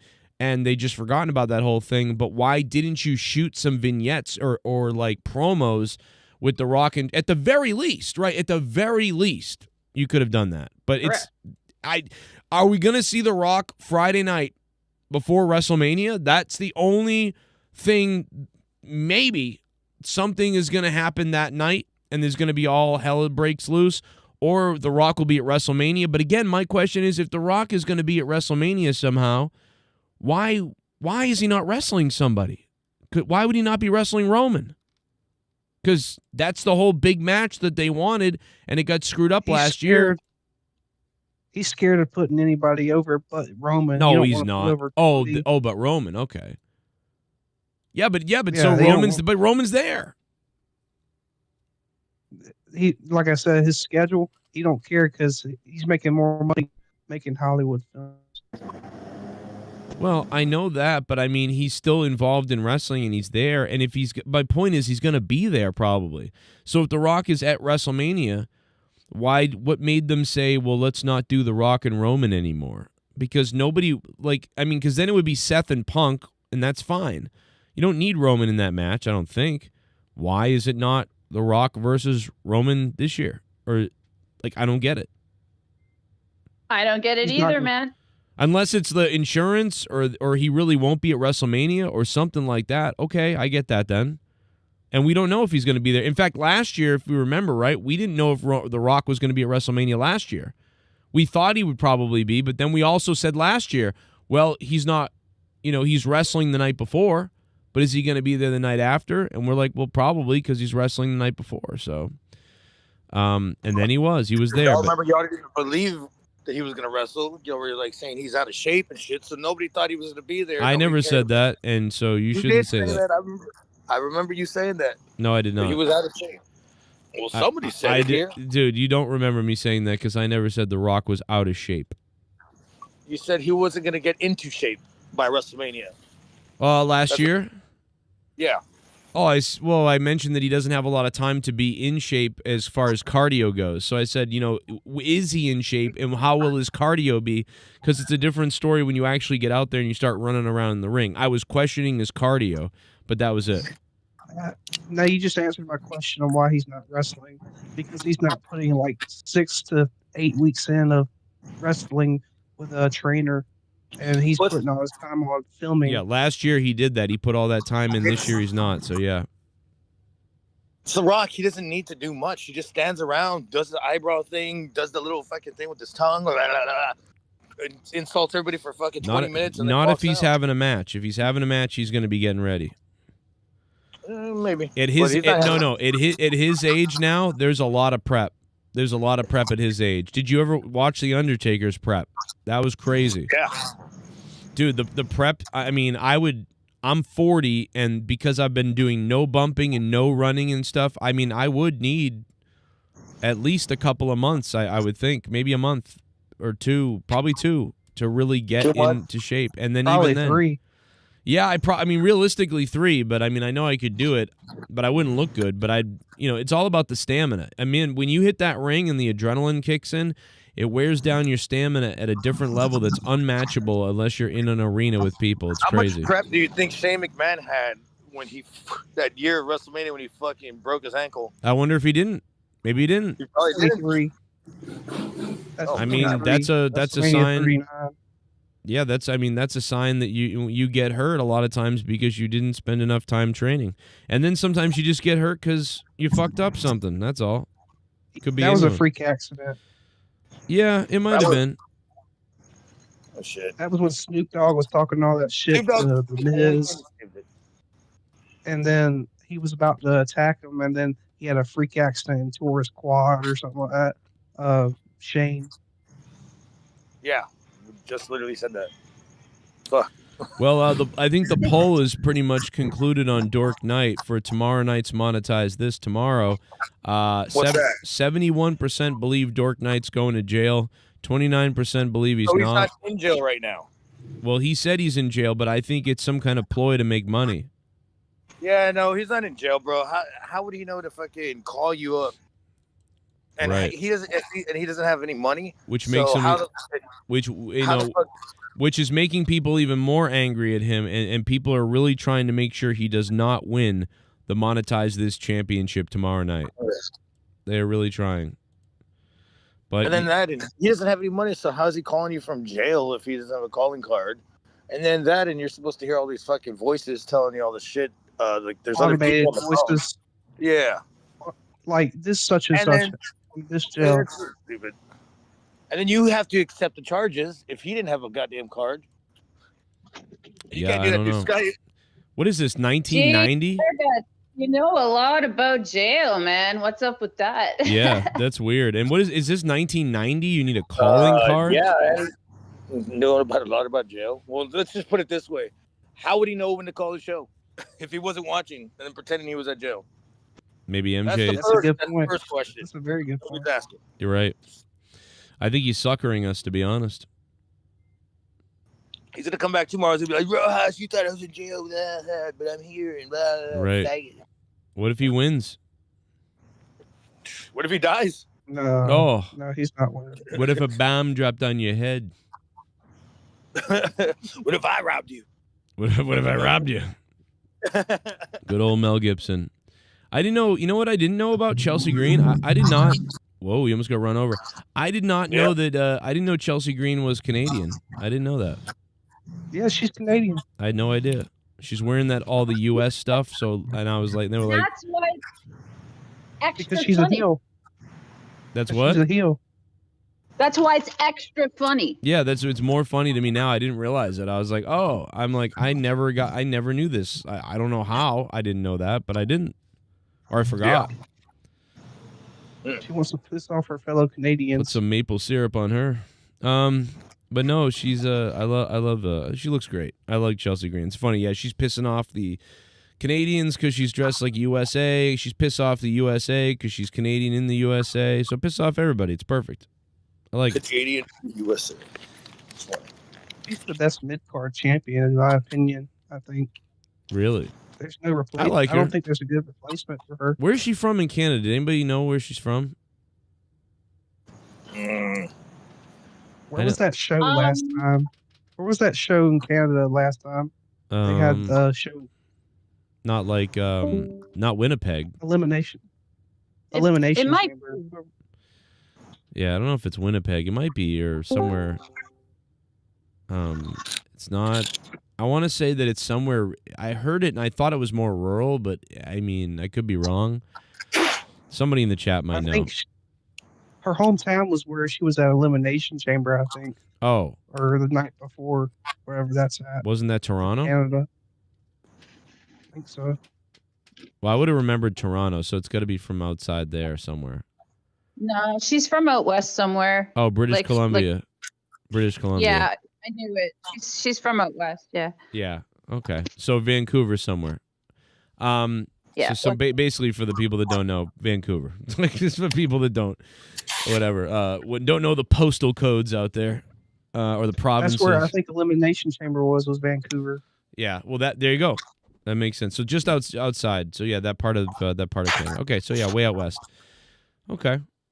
That's probably why I never remember, because I don't remember a lot about in that area. Like anywhere on that side, it just all goes to like, oh, that's above Seattle. I don't know. Anything west of Calgary, I don't know. For the most part. Like Ottawa, Montreal, Quebec. Ottawa. That's where fucking Tom Green's from. Is it? Yeah. Oh, that's not that far. This is the Tom Green show. It's not the Green Tom show. I love this it. is my favorite show. I miss Tom. Yeah, he's great. I'm sure you've heard, but I was on his show for a little while, and then my wife got angry. Yeah, I know. Yeah, that was cool. He was ahead of his time. No, he was. Yeah, it's weird. He was. It's He was weird. doing Skype in 2007. We were. It still bothers me to this day. I'm trying to find it, but I know the clip is only on my Mac computer from 2005. But it's at my mother. It's in my mother's shed, and a bunch of. You had a Mac, huh? Yep, I had a Mac. For having one. It's a piece of shit. Well, no, it's actually great, but like it was a piece of shit because the long story. But on the Mac is the clip of me getting kicked off the Tom Green show and Leah in the background yelling at me. It's great. What year was this? 08 or 09. You could probably find it. It's on his YouTube. He uploaded a lot of them from back in 08 and 09 and 07. Yeah, but here's the problem. This takes place before the show starts. We were doing the prep before the show starts. Oh, okay. So you had like fucking 8 people. So we were recording the commercials. So like imagine that Tom Green is like, okay, Dan, here's the commercial, and I'm doing the commercial reads. And the commercial read is for Quiznos. Now, if you go back and you watch the show, you're going to notice that Quiznos was a sponsor. So I'm doing this commercial for Quiznos, and so he's holding the sandwich, and I'm pretending like I'm holding the sandwich, and then I'm screaming like, Quiznos, it's fucking great. You know, it's stupid. Like, and then we're gonna splice it all together. Well, I keep saying I'm not doing anything. His people are gonna splice it together and make it so that during the show they go to commercial, and I'm doing all these commercial reads. Anyway, so at some point Leah comes like out of the bedroom like flipping out, and my wife is, you know what I mean? She's tired, hasn't slept right. There's a newborn baby. All that stuff. So she's really grumpy and kind of out of her mind and probably going through a little bit of postpartum like issues or something. And also, I'm just being a rude asshole. So I've been going to wrestling shows for over 30 years. Oh shit! Never in all that time have and I'm waking up her and the kid until last Sunday that my security, my safety, my life General was in Santos danger at a wrestling show. Jennifer Sweetheart, please protect yourself from that apex BTEC Filipino predator known as Garguts. Oh boy. I don't want you to be another victim of data rapist Garguts. That abomination of a creature and a disgrace to the Hispanic community. You know what, motherfucker? Shame on you, Guts. Guts. You're talking about my fucking friend right there, so fuck you. Wow. I fucking hate this motherfucker. Do you hate General Santos? Oh, fuck yeah. Fit popper motherfucker. Well, Don't you get raped by a fucking dog or something? Wow, that would be something if you saw that. I mean, dogs kill people. Well, General Santos eats them. Well, dogs kill people. Why aren't there dogs out there that attempt to rape a person? Why doesn't? I mean, they kind of do, but Oh, there are. There definitely are. Have you never been? Yeah. There's. They do. You're right. they cling to you and they won't let go. So yeah, I guess you're right. But I mean, like, I want one that's really aggressive, like that clings hard to you and then like bites you in the ribs and then sinks its teeth into you to hold like, and it's like slamming you and eating you. And you're just like, holy shit, this dog is biting me and raping me. Like, what the hell is going on? Like, I've never seen that. I've seen aggressive cling to you, but I've never seen the dog has sunk his teeth in your ribs to hold you down for the raping. Which is that would have to be a rabid dog. It's a terrible thing to think about, but it could happen, you know. Yeah, tomorrow on Monetize this tomorrow night. We might be able to get, like, imagine that Jennifer and then Leah on the thumbnail, AI on a swing together. That could happen. You're right. King Hueco Mundo says there was a black guy on the Dynamite crowd dressed up like Don Callis. Okay. Are you sure that wasn't just a pimp? In the front row. Yo, what's up, DJ? There was a poll saying who's in support of Swerve versus Booker, and it was a high amount of voting going towards Booker supporting him over Swerve. I would think so. I could have guessed that. I could have said 70% were for Booker. Probably 70% would be my guess. It was something like 70 or 80, something like that. Yeah, because you know what? First of all, Swerve is the wrong one, first of all. Second of all, Swerve is doing all the baby crying about all these stupid things when he's supposed to be just kicking ass and being Swerve. And then third of all, bringing up Booker again during the AEW, it just doesn't look good for Swerve. He doesn't. It's really stupid. He doesn't give a fuck. He got out of that company. He got fired from that company, so he doesn't give a fuck. Yeah, but why is he talking about them then? It doesn't make sense. Because he's insecure. I mean, look at what Will Ospreay did. He did the same shit. Not at the level of what Swerve did. Well, what Ospreay did was stupid too. We said that. But Ospreay's not going out there every time and saying, "I'm the first black something." You know, he's not doing that. And look at what fucking Booker T does all the damn time. He talks shit about everybody, but he's like on his show. He's like, Booker T isn't in the wrestling. He's on a fucking podcast. Yeah, talking shit about people. Who cares? Mm-hmm. He's not. Booker T He's was not in the reason- company. He's not on a run right now for a title. Can you imagine Booker if T is the reason Stone why- Cold Steve Austin's on a run for the title, and every promo he talks about how he's white? Or Did y'all see that other wrestler? He was like, "Fuck AEW, fuck WWE. It's all about Japan, and shit like that." I don't know who that was, but they're a loser so it's all about the company that has 200,000 people watching them. Good call, fuckhead. Hey, Whoever said that's an idiot. Come from What? It's where a lot of good talent come from. So. And then That's they fucking murder them in the States. Thank God Shinsuke's gonna fucking let his contract expire. Well, I mean, I don't care where I don't care. That's like when people used to be like, they came from Ring of Honor. Oh yeah, how's Ring of Honor doing? You know, it's like I don't. Who gives a shit? I care about what they're doing now, Terrible. and it's not good. I figured out why. What's his name? You figured out why? Name?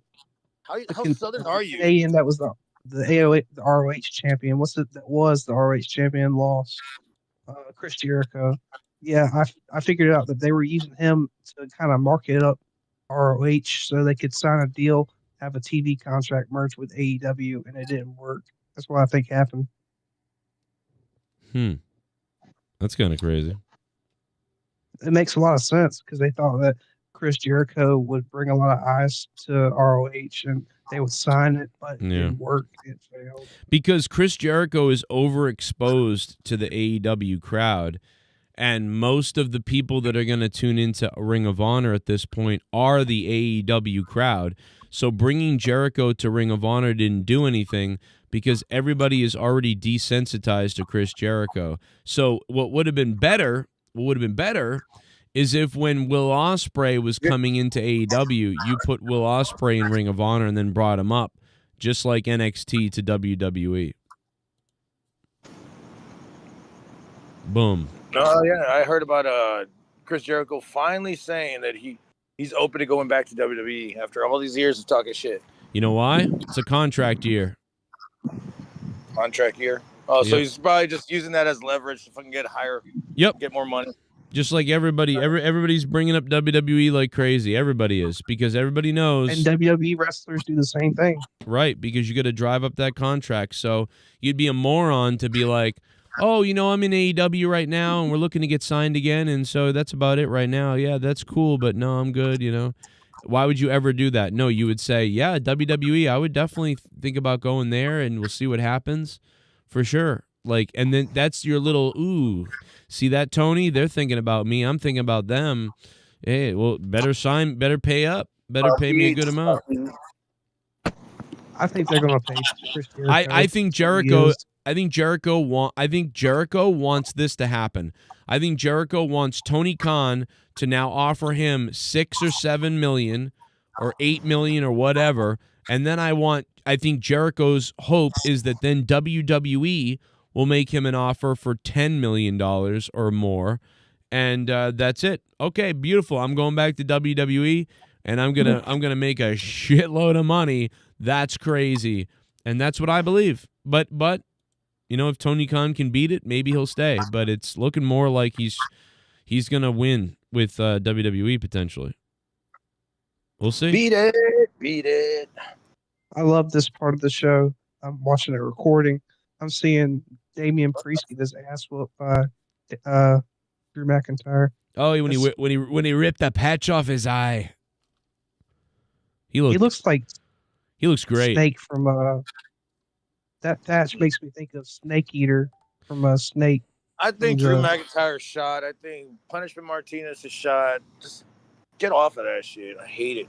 Well, I like Drew. I'm completely bored by Priest, but I still like Drew. I just think they did him kind of dirty. I think they just did him a little dirty,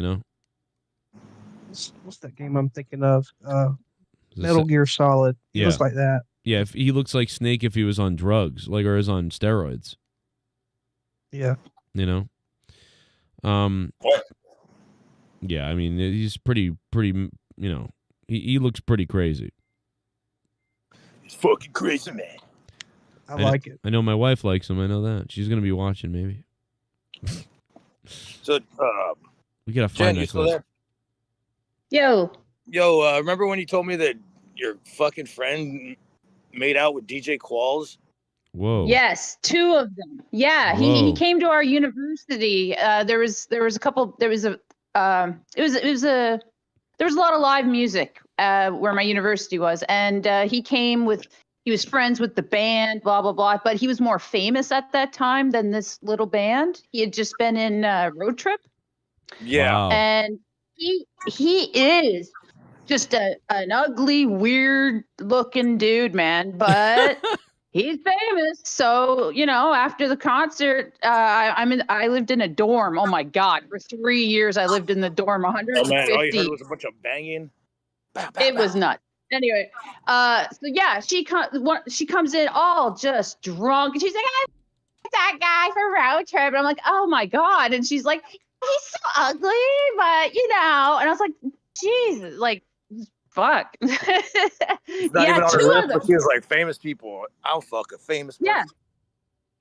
You got That's it. crazy. Well, not me, I saw but a podcast recently, and turns out that guy's gay. So I was like, what did these girls do to him? Really? Is he gay? He's gay. Well, I mean, they didn't bang, and 2 of them, 2 girls that I know on campus, made out with him. So he didn't take those 2, to the tour bus or whatever. So Yeah.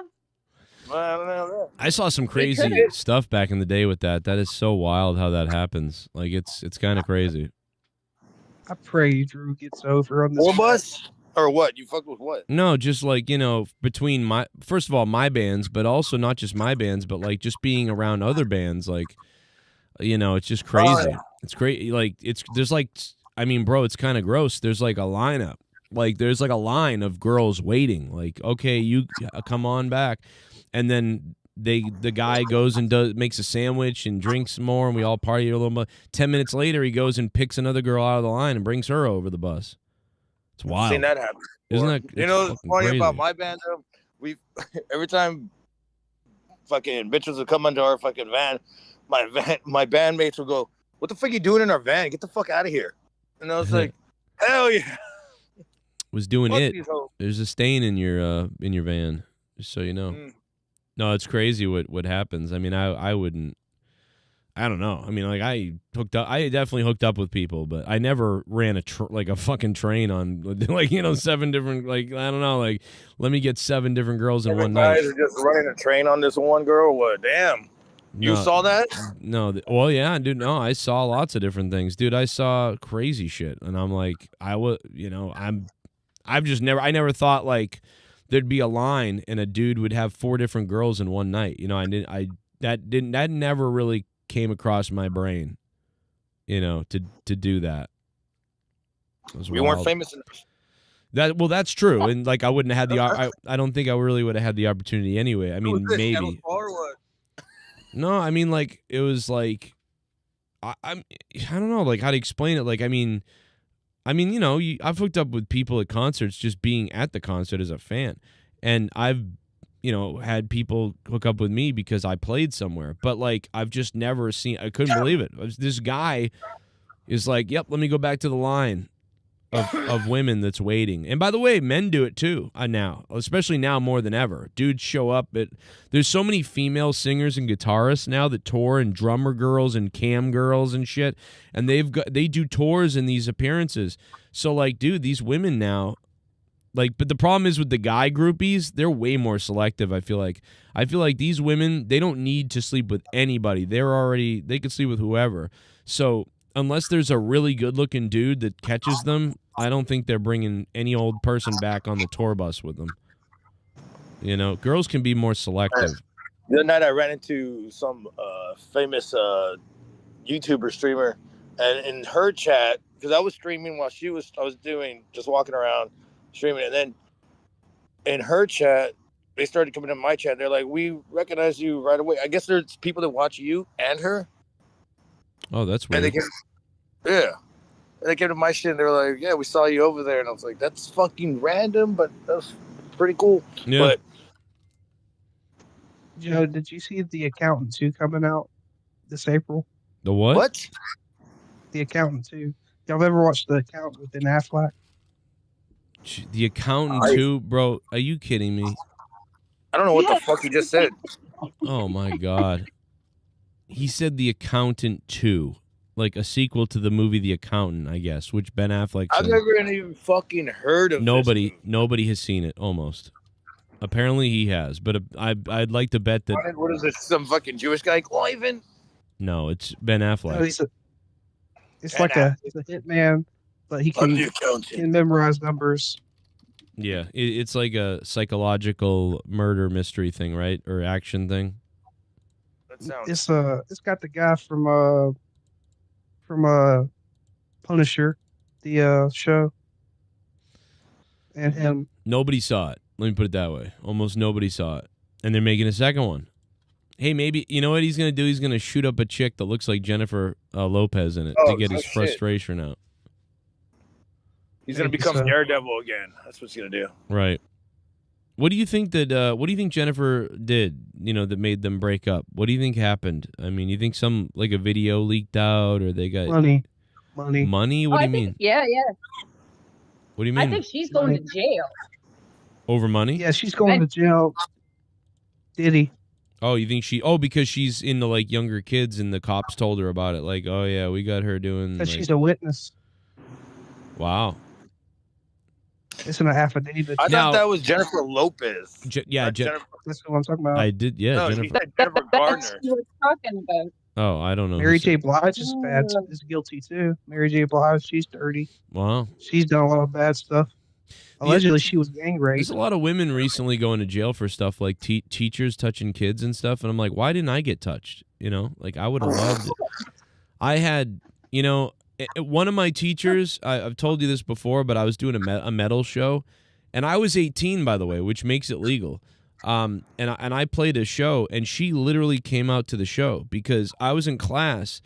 And I remember her saying like something about, oh, you're in a band. What do you play? And then I told her, and I'm like, yeah, you probably wouldn't like it. It's like death metal-y type of stuff. And she's like, what do you play? And you're just like, I sing. I'm the singer. But also I said, oh yeah, it's like really heavy stuff like Shadows Fall and Pantera and stuff. And she was like, oh, that's cool. I love those bands. And bro, she knew those bands. Like I was like, what? She's like, oh, I love Pantera. And I'm like, what? And so she came to the show, and I was blown away that this lady, there was like 200, 300 people upstairs, so I couldn't really find her, but we found her later on. What did this teacher look like? Did she look like? She looked good. She looked pretty. No, she was hot. Like it was, because she was probably, she might have been 20, 24, 25, and we're, I'm 18, so it's not that crazy. But anyway, she came with a friend, and she said hi, and I said hi, but, it was weird. It was kind of weird, like, because I was, like, talking to her and stuff, and she's at this concert we're at. Anyway, and then I was What was your last show? When was your last show? The last show that I ever played with that band, or the last show I ever played ever?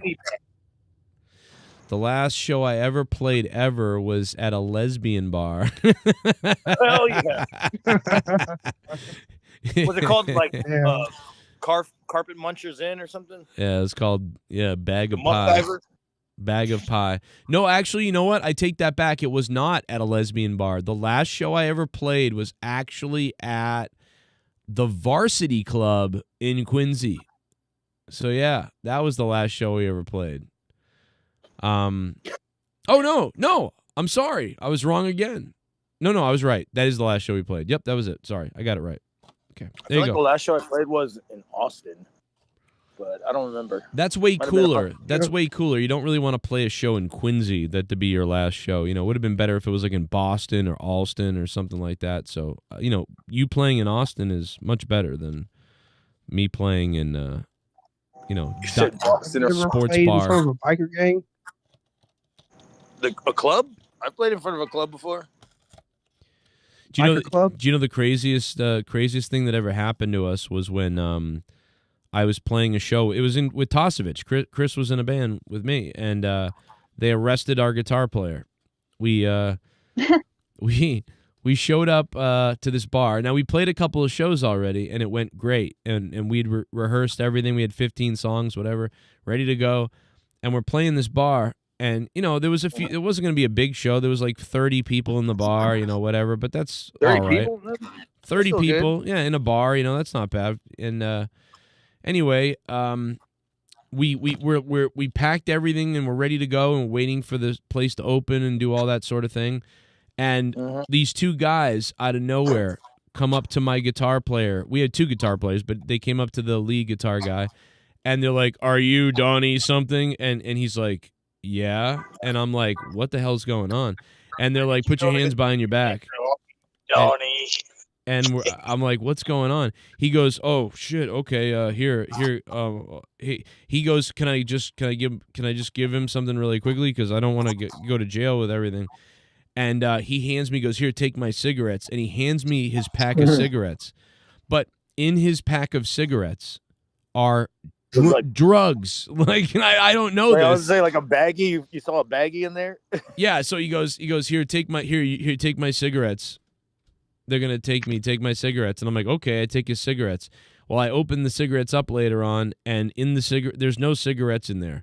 There's just heroin, or no, I'm sorry, cocaine and marijuana. Cocaine and marijuana in the cigarette thing. And I'm like, what the fuck? So I said to somebody, one of his family members, I'm like, "Hey, I'm getting rid of this. I don't want to go to jail too. And do you want this before I throw it away or whatever?" I don't want anything to do with this. And he was like, "Yeah, I'll take it." So I'm like, "Here you go." And that happened to me too. A friend of mine went to jail because he couldn't pay his fucking tab. Really? And yeah, and he was like, "Hey, bro, like, I'm gonna give you my bag. Just you can have whatever's in there." I opened it, coke and weed, and I was like, "Oh my fucking god, what is this shit?" And the cops are right. The cops see me like grab that shit, and I was just like, "Bro, I'm not gonna go to jail for this bullshit." I was like, "Here's just." That's what I can't believe that. I thinking back on it, I can't believe they let him give me the cigarettes because they were standing right there and watched him hand them to me. You know, and I was mad at him a little bit because I was like, "Bro, you just planted drugs on me, basically." But also, I understood, like, I mean, if he had gone to jail with that, he would have been really fucked. You know, so. But I think this guy was fucked after a while because the bartender grabbed it from me and said, "Don't fucking do that shit." Yeah. And she gave it to the cops, and I was like, "Oh fuck." This guy was being arrested for lack of not paying child support. That's what it was. Well, that shit's fucking insane. And what happened was his girl called the cops on him because she knew where he was going to be because he'd been posting everywhere about playing the show. So, I don't know, something about it got him in trouble somehow. I don't know. But Bobby Heenan was amazing, says Jennifer in the chat. Wrestling, yeah, we need a Bobby Heenan. I would love to be in a wrestling company and be a Bobby Heenan. I mean, I think Don Callis is the closest thing, but now they've sort of now they treat Don Callis as kind of been like what do you want to call it, like a mail it in guy. He's just sort of like goes out and does the generic promo now. But Don Callis used to be able to really go far and be entertaining. Now he's just kind of like generic, but he's still great. But he's not Bobby Heenan. But he used to be close.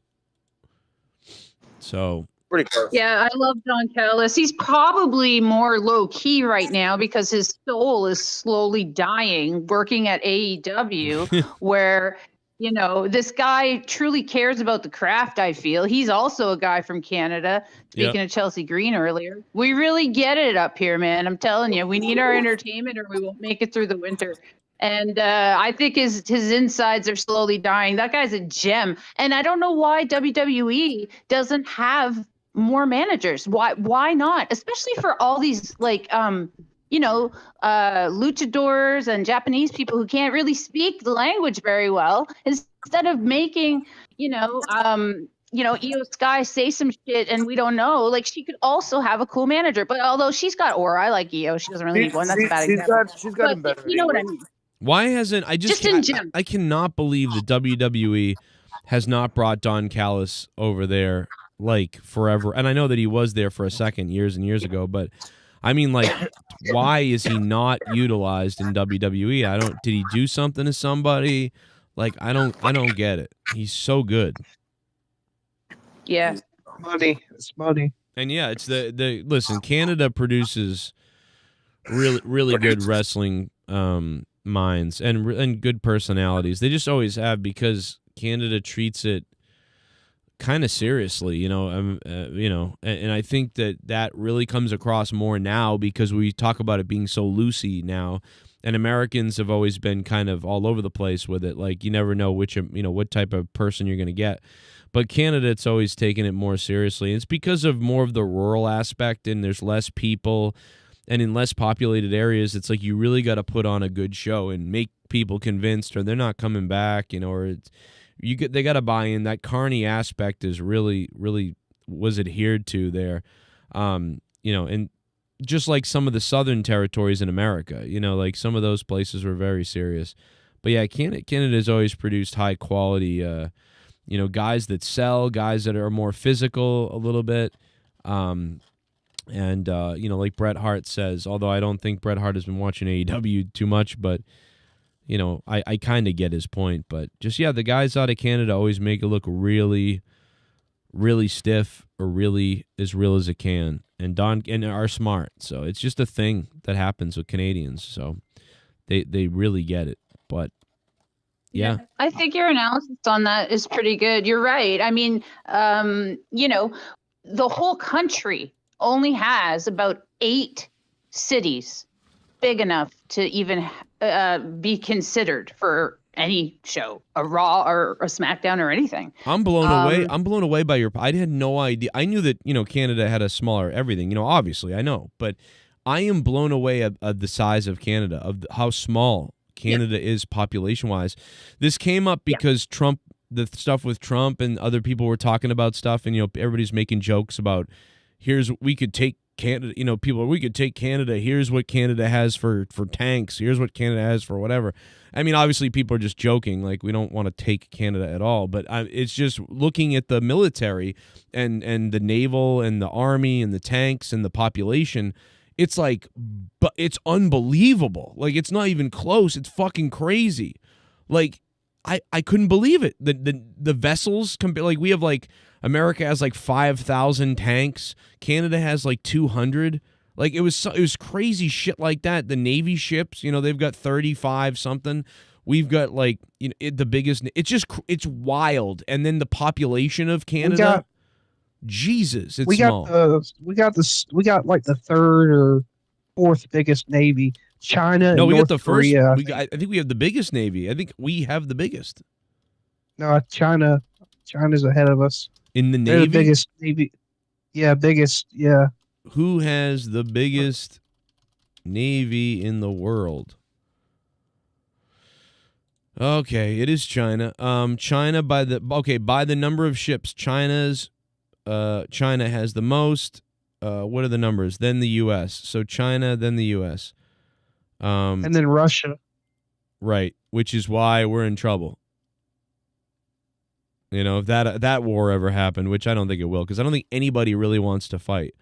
Nobody wants to fight with anybody, except for they want to fight on, like, third. You know what I mean? They want to fight in some, what's it called, out of bounds, like, a place like Ukraine or a place like, Greenland or somewhere. Like, sure, let's have a little battle somewhere else, but they don't want the real countries getting involved, because that could lead to they all know it leads to devastation. So, like, Russia doesn't want to go at the U.S. U.S. doesn't want to go at Russia. We all don't want to, nobody wants to go at each other directly, because that would lead to some terrible shit, and nobody really wants that to happen. So I hate to get biblical on you, but oh boy, in Revelations it says, in 1 hour a great bear destroys Babylon. So well, that could be an asteroid. I think Russia. Okay, could be America. Because bear is a symbol for Russia. Does it really say that in the Bible? It's something about a bear? Yeah, the Great Bear destroys Russia in like an hour or 30 minutes. Destroys Babylon in like 30 minutes. Wait a minute. To an hour. It says the Great Bear destroys Babylon in the Bible. Is that true? Yes. So what does Babylon mean? What does that mean in the Bible? Babylon is a place, and I believe Babylon is America. Well, but so you believe it, but that's not what it means. So we don't know what Babylon means in the Bible. Let me ask Grok. Hold on a second. Babylon refers to a historical city and empire in ancient Mesopotamia, modern day Iraq. So it means that Iraq is destroyed by a great bear. So there you It's go. all a fucking human beings. It's just a fucking metaphor like all the other shit. Right. It's So weird that it said bear and not just like beast or like animal. Because there's not much to do around here. I've been to many Particular a story church is about function, and the Bible doesn't usually say specific animals like elephant. I mean, it usually says like the beasts of the earth. Right. It's Says like great bear. it's ambiguous. They get all their shit from India, and they love elephants. So there you go. You know what's weird is it's very ambiguous about all that stuff, but then it literally names the asteroid or that comes down to Earth or the planet Wormwood, so it gives that a name. I don't know why. It's weird. At least because you only give enough truth when you're trying to manipulate someone. It only works when you give just a little bit of truth and then a bunch of bullshit. Yeah, I mean, I like the Bible. I find it very interesting, but I don't necessarily. Oh, I love it. I don't like necessarily I'm believe not it. stupid. Yeah, I wouldn't ride your whole thing on that though, DJ. But very interesting though. But I think Babylon means It matters Iraq. more. Yeah, but dude, I feel like it's like every place is becoming that, because if you think that we're any different, like everywhere in the world, like even tribes that don't even know anywhere else in the world that anything's happening other than their own area, we're all going through the same shit. So it really doesn't matter where. Babylon is just if anything, just follow what the fuck it's trying to teach you. That's all that matters. Like, fuck the rest. I'll touch your area. Shit. I'll touch your area, dude. Jesse. I would. I can't, dude. There's so many of them.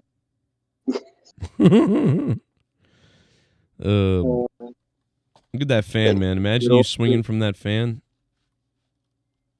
Yeah. Well, you know what?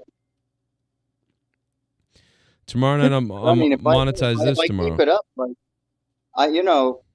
at my weight, like I keep it up as much muscle as I have. Like I'm losing a good amount of fat. Like I can reinforce that fucker. It might hold me. I'm sitting here legit thinking, like, it hold me. I'm thinking of the weight and everything. I wouldn't use a ceiling fan. That's fucking just silly. That is great, I do like, dude. That would be funny if somebody did that and they're just spinning around on the thing dead, and the suicide note's like, "This was pretty cool, get it?" Like, or some shit, like fucking just having a joke on the way, just something. Hopefully a better joke than that, but still, like, I would, yeah. Good old. If you're gonna do it in a way that like is funny. Or how's it hanging? Whoa! How's it hanging there? God damn it! You contributed, you fuck. I love it. I hit the wrong button. It scared the hell out of me. I love how he tried, DJ. I love how you tried to fucking tell Joe, like, no, it's not me. Like, he fucking. I caught that earlier. I was like, Jesus. Thought I'd trick. He's trying to tell us about the end of the world. It's like, here's how the world's gonna end. The end of the world has nothing to do with that. Like the one thing that the end of the world, the one thing that will not matter if that even did happen is us. So what does it matter what we think? Mm. Do you really think we matter in that grand scheme? Fuck no. There is no end to anything in the first place. There's no end to anything. Nothing will ever end. That's the whole point. That's the fucking whole goddamn point of why there's a Bible, all this other bullshit, and fucking why we're born and we're not allowed to remember why we're here. Mm. It's the whole point. It's not like, just fucking do it. Don't worry about why or fucking which way's right. The only way that's right is the one that doesn't worry about which way's right. Just go whatever way you feel, And then, fucking crucify a couple people if you get the chance. I'd start with a puppy just to get the feel of it. That's right. Yep, that's right. You have killed puppies with a I love pillow. that. I got somebody to fucking laugh. Thank God. Jesse kills puppies with a pillow. Just so you know, in case anyone forgot. Dude, then I have to wash the pillow. What the fuck? How big's the dog? I can use my hand. Just cover the fucking thing. Imagine you I can't imagine you suffocating a puppy out of existence. Like, it's so crazy. No, I honestly, no, the only reason that ever came up was because I was like trying to put some, I was just offering because it was like somebody's only chance or choice to like put their animal out of suffering. And I'm like, well, if it really, really came down to it, drop them off with me. Yep. We'll hang out. You know. Who knows what? Because I love that little. Who knows what you did after that? I'm gonna grab a drink real quick. I didn't do anything because luckily it wasn't needed. They went to a vet. Thank fucking Christ that you know. I don't want to have to do. I mean, I don't mind paying for a vet to do it. I've laid down with people in tears with their animals many times and paid for it. That's fine. This was a different deal. This was like, fuck. All right, fucker. I love the little guy. I'll fucking help you out. Remember I played those sound effects? You were gonna kill, dude. I was gonna get him loaded, and then when he started to fall asleep, I was just gonna fucking hang out, fucking slightly cover the nose, call 911, and say somebody broke in and fucking killed my dog. Oh my god, bro! I never forget playing those puppy noises that night you said that. That was so crazy. Oh, dude! I think now that you say that, oh my, dude, they were fucking way over the top too. Yeah, it was like like sad piano music over the dog going. The arms of an angel, dude. Yeah. And Probably he just got me like putting him in a fucking hold, like. Probably got taken down if I played that. That song will get you just taken down immediately. You play that for more than 8 seconds, you're done. Oh, it's fucking you just play half the chord. Yeah. People are so soft now. So soft. Do you know when my father was like, I don't know, 12, his own mother, my sweet nanny, my grandma, made him go to the barn, gather up the kittens, take them to the river, fill a bag with rocks, and drown them all. Right. For the good of the property, because there were too many cats, blah, blah, blah. We have a guy down the road who will shoot your animal for you because the vet charges too much. I don't know what it's like. I find that to be like, that's good shit. I think there should be more services that, or matter of fact, I think there should be just a donation deal for like vets to put down animals if they need to, regardless of the situation, as long as it's not like an abusive situation or some bullshit. I think it's wrong that anyone's charged and then they don't put the fucking dog down if you can't pay for it. That's what it's fucking. That should be illegal. So I'm cool with that. I'm way cool with that. I'm like, Wait, is that like where you're at? Like, is that like a legal thing, or is that like an under the table? Everybody knows about the guy. No, everyone. Well, I don't know about the French people. See, like, I'm a little weird here. No, but I like, mean, like, is it like legal for him to do that? It's like on legal? The down low. No, probably not. Right. It's just we should give his address out. Just fuck. Yeah, quite honestly, even in America, I mean, I know that like there's been times where like the dog was suffering or something, and you shoot the dog, or if you do something to the dog, like, I mean, there's a million times that happens, and the cops just go, "Oh, sorry about your loss," and like, "All right, well, that's it. Well, we're out of here," and that nothing happens. Yeah, it really depends. Yeah, but you could be you could be in the city or something and do something like that, and maybe the cops come and they go, "What the fuck?" And they could. That's why you don't shoot them. You know, like there's more ways to skin a dog. Right. Well, back in the day, though, you just go. They'd say, you know, they'd take the animal out and shoot it. I mean, that's what they do with because horses cost a lot to be put down. So like, shit, they just shoot them anyway. Cops do it. Cops do it. So I mean, I honestly, I think that if an animal. I believe that if an animal is suffering in America, it probably depends on the state. But if an animal is suffering, you are within your rights to put it out of its misery. You know, I don't know. The fucked up thing about America is that like if something's against the law, even if the judge themselves disagrees wholeheartedly, if it's like against the law, you still have like, you know what I mean? You're still fucked kind of. Yeah. and it doesn't make sense. And then there's things, so many things. That's how all these companies get away with so many corrupt bunch of bullshit, because they're following the law. As long as you follow the law, you could be the most corrupt piece of shit, evil, get away with a murder almost. You know, Yeah, like but they then, like I put can't. down a dog, I'd be afraid. Like if I actually put down a dog and somebody knew about it, like I guess in Texas you'd be fine, but where I don't think where you live or I live, that would be No, they'd be cool. like, well, Even like, what are you doing? Why didn't you go to the vet, or why didn't you take them to whatever? I did, and I couldn't afford it. Do you think they'd give a shit? Yeah, but you could also sure. you could kill your dog if it was dying, or you need to put it out of its misery, and then you could bury it in your backyard. I mean, you wouldn't be in trouble. Nobody would know. That's I think you're allowed to shoot. Like, that's the whole thing we were talking about. Well, yeah, That so you part couldn't is- shoot in my backyard because I'm too close to my neighbors, right? So I can't just go out and execute my dog. And if I went out to an You know open what- field somewhere, I couldn't do it. You get a No Country for Old Men. Get you one of those canisters that fucking they shoot the fucking bulls in the head with or whatever. The cows. Yeah. No, I don't. That was fucking great, man. Could I That was trank the great. dog? Maybe. I don't know. Maybe. Well,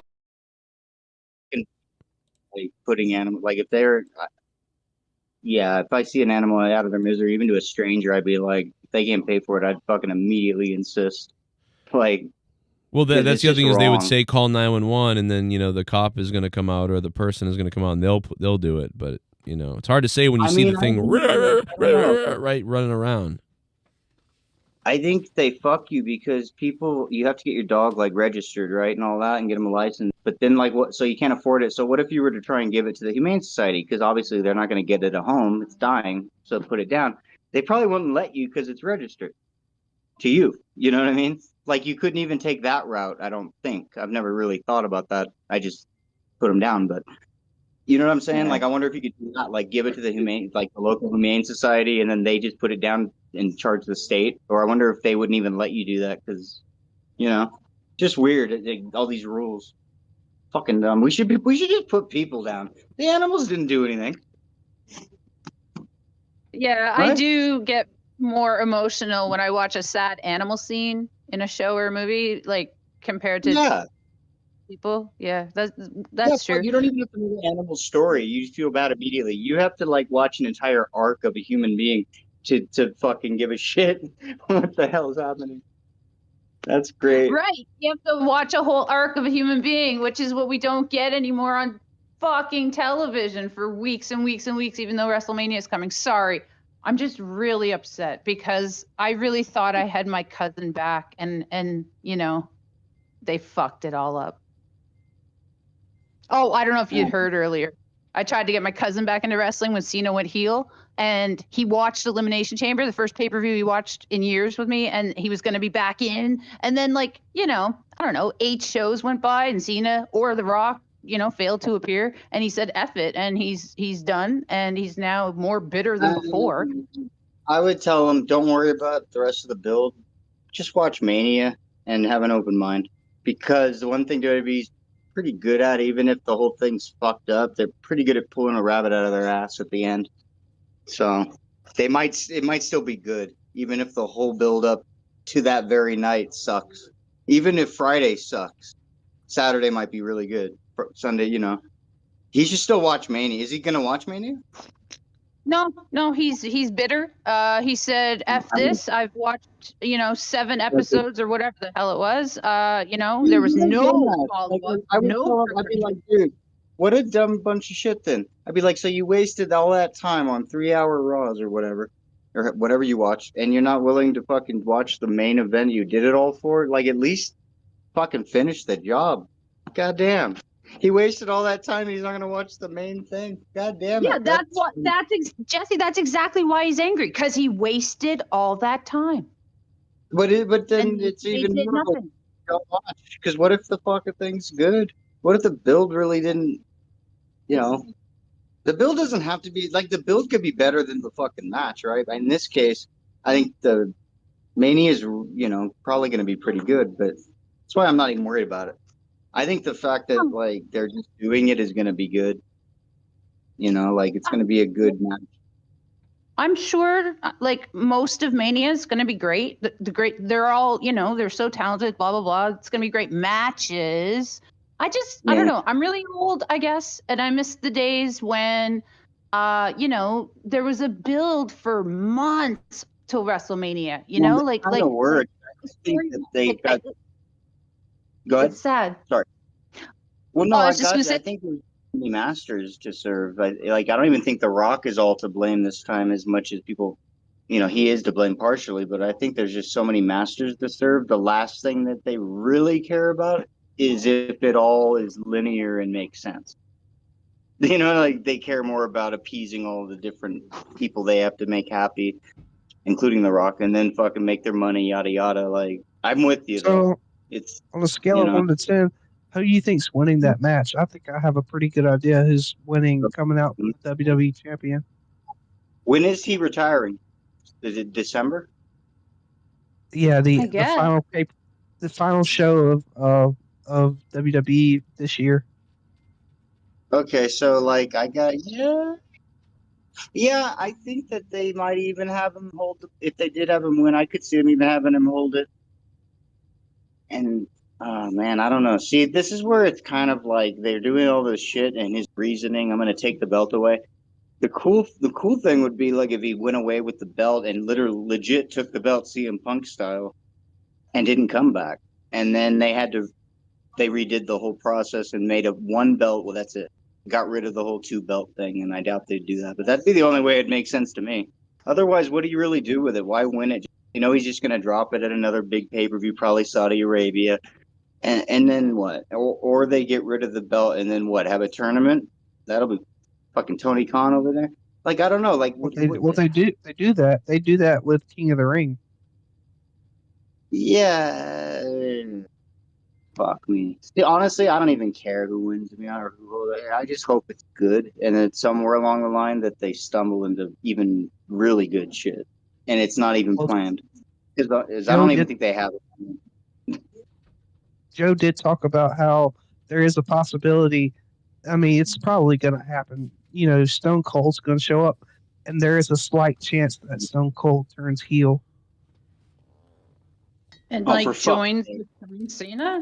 Like Oh, they no, become Yeah, I was saying this weeks ago. I said, what if Stone Cold comes out and it I've been blows going to up, wrestling shows for but then he actually attacks Cody and he's part of the group? But I don't think so. until last Sunday No, that because my security, my safety, my life was in danger at a wrestling show. The build to Mania for Cena and Rhodes has been bad is mainly because of Cody. He sucks as a face and a champion. He doesn't fit in this role. And also Cena's promos are just repetitive and dumb. Rhodes versus a heel Orton would have been better TBH. No, I'm not a big Orton. Agree, because Oh. WWE's lazy and they've done nothing. And with Orton, at least there's like old history from years ago in WWE between them, you know? Yeah. At least they could use that as a crutch, you know, to tell less story now. Yeah. Hey, what do you think for Orton? Like, who do you think he's going to face? Well, I said I did a podcast on Patreon, and I went with either Karrion Kross or of course Nick Aldis. I mean, Nick Aldis seems to be the one that they're setting up. But I think that if you're going to do all this, you give him a Mania match. But that's He's done what too I well. don't get is that then the story becomes about Nick Aldis finally getting a WrestleMania match, but Orton's supposed to be this big face returning, and now you're turning Aldis kind of into a face where. So I don't know. I think we talked about this, Joe. You talked about this. We said that Randy is turning heel slowly but surely. He's blurring the Yeah, lines. I was gonna say because I didn't watch. What was the reaction when he RKO'd Aldis? Yeah, I mean, they are kind of leaning in a direction of like, oh, Orton is now furious and frustrated and pissed off, so now he's attacking Aldis, and now Aldis has to, you know, How did the fans react? I mean, when he RKO'd. it's just, I don't know, it's just a little weird to me. Listen, I would do it, and I love it. I love the idea that Aldis is going to finally maybe get a match and be at WrestleMania. I don't even care who's heel or face, and I don't even think it matters. Does it really? Right. No, I guess it doesn't, but I mean, you're going to get a lot of people cheering for Aldis, and you're going to get a lot of people cheering for Randy. I think that could be like the sleeper fucking takeaway match. Like that could even outdo the CM Punk match if they do it right. Like I could see that being an incredible match. Like really like a Steamboat fucking whatever match. You know what I'm saying? Like I really could. Yeah. Like if they're gonna do it, I mean. And I rule out Karrion Kross. I rule out Karrion Kross because they haven't had a match together yet. They haven't had no promos or interactions together yet. I don't think that's a fucking Mania match. The only reason it'd be good if it was Kross is because Kross is a heel and he needs to have a match. So this would help. This would help that whole thing out. But yeah, it's Karrion Kross or Nick Aldis. What if he got involved? I could see them get involved, right? And then they'd maybe have Orton and him continue something after Aldis. But like, I think for Mania, it should be Aldis if you're going to do it. Yeah, it makes more sense. I would bet it's going to be Aldis. I mean, the fact that he's attacked him and now he's attacked Mickey James, and they left that seed, right? That's like, not only the first. That's not the first time. That's not the first time. Last year he RKO'd Nick Aldis. Yeah. Oh, okay. Mm-hmm. Yeah, remember? And he gave him a check, and he goes, "Why'd you give me $100,000 for the next time I RKO you?" Right.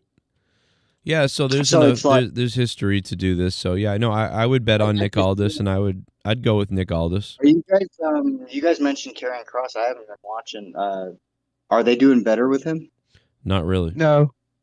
He's doing better by himself. But I mean, are they? He's directing movies on the side. He's got like this stuff going on. He's got I got my own shit. But he's also he's cutting promos with Scarlett that are really good on like Twitter and shit. And they're not using the good like the stuff they do with him on TV sucks, but the stuff he's doing on social media is really good. So it's weird. Smart guy, because honestly, like they should use them in every way, even if I don't care if it's on TV, but they're a really good looking. Let me be honest about something. Karrion Kross actually might be somebody that would thrive in AEW, because in AEW, Tony Khan would be like, whatever you want to do sounds good, and him and his wife would be able to do some good stuff. Whereas a lot of other people, they're like, hey, do whatever you want to do, and it sucks. Well, this guy comes up with great stuff. Yeah, but he's got to have people to do it with is the only thing I'd be afraid of. Yeah, sure, but I mean, he's already halfway there. I mean, like, a lot of people in AEW, it's I agree. I agree. But yeah, but in WWE, it's just they never seem to care that much about him. Hey, like, Bullfrog, they do is for a a week. moron. Randy Viper. I'd rather have Orton not have a match at Mania. He's gonna be even more pissed that his protege Cody's in the main event where he will interfere and F Cody over. Makes sense. Who injured Owens? Cody Rhodes or Sami Zayn? Sami Zayn. Who injured Owens? Yeah, we don't really know. It sounds like it might have been Sami Zayn. It might have. No, Rey Mysterio. Really? But I don't think anybody injured him. I think he tweaked something, and then he felt it, and I don't know. We don't really 100% know if somebody. It seemed like an accident, but I don't know. He's not saying, so we don't know if somebody accidentally hurt him or if he just got hurt. You know what I mean? Last year it happened. It happened last year during a match with Rey Mysterio and him. Did he say that? How do you know that? I think I heard it on the podcast. Wow. You think you heard it on what podcast?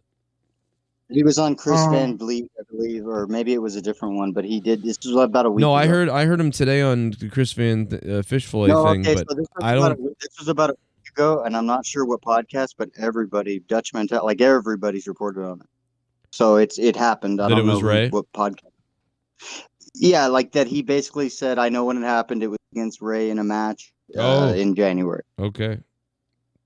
And it was this year. It wasn't like a blame thing. It was just a weird thing. He's like, I think he said it wasn't even a big deal. It was just like a normal kind of. Am I right on that, DJ? Do you remember what the move was? Or that sounds about right. Yeah, it wasn't like a fucking huge thing like AEW where like you do a big move, the guy gets fucked up. It was something you wouldn't expect. But because of the years and years of his shit, it had nothing to do with Ray. That's what to say. It had nothing to do with Ray. Hardcore wrestling. He's very But it's hardcore crazy wrestling, right? He only had like one match since that match, I think, one maybe two, and so they knew he was fucked. Yeah, that sucks. I mean, it just sucks. He knew he was. But... He said that he didn't have pain, but he said he felt like everything went kind of numb and like it went burning, which I know that feeling. It's a different kind of pain. Well, this next That's surgery when you know is you're sick out loud. it's going to be one of those neck surgeries that like takes 10 months to recover, but then also he's not going to get right in the ring. He's going to have to test it out and then be evaluated, and then they're going to be really slow about this because it could be it's a potential career ender. So it's probably not. It's probably not as much wear and tear as KO puts his body through. I mean, it's hard to say if he'll make it or not. I hope he does, but the years of Yeah, he's done shit. I think if they just let him do dumb shit only like once in a while when it really matters, and then don't do any dumb shit, just do good shit, I think he'll be fine. WWE, if he's in AEW, I'd be legitimately scared for him. I'm not afraid for him in WWE. Like, you know what I mean? Who would that be? Yeah. He's Kevin Owens? Yeah, I'm not worried about him in WWE. Like, he's gonna have more matches. I'm He's not gonna do worried fine. about Kevin Owens at all. They're not gonna. It's good.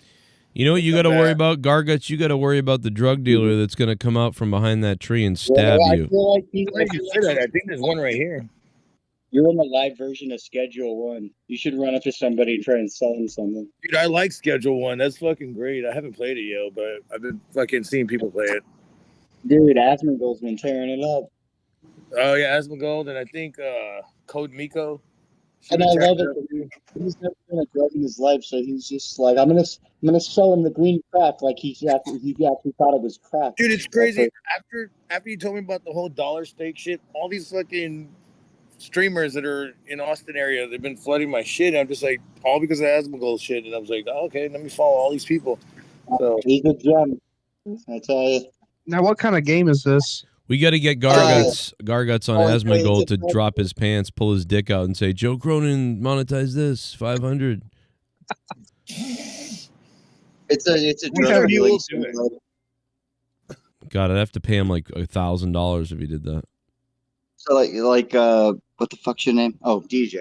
Sorry, I couldn't see it. It's a drug dealing simulator. That's basically what it is. You deal drugs of any kind. Yeah. Pretty soon, you could probably deal fucking children on there soon. Oh my God! I'm just waiting for Doom. He does update. He's updating the game. So I'm just waiting for the new Doom game to come out next month.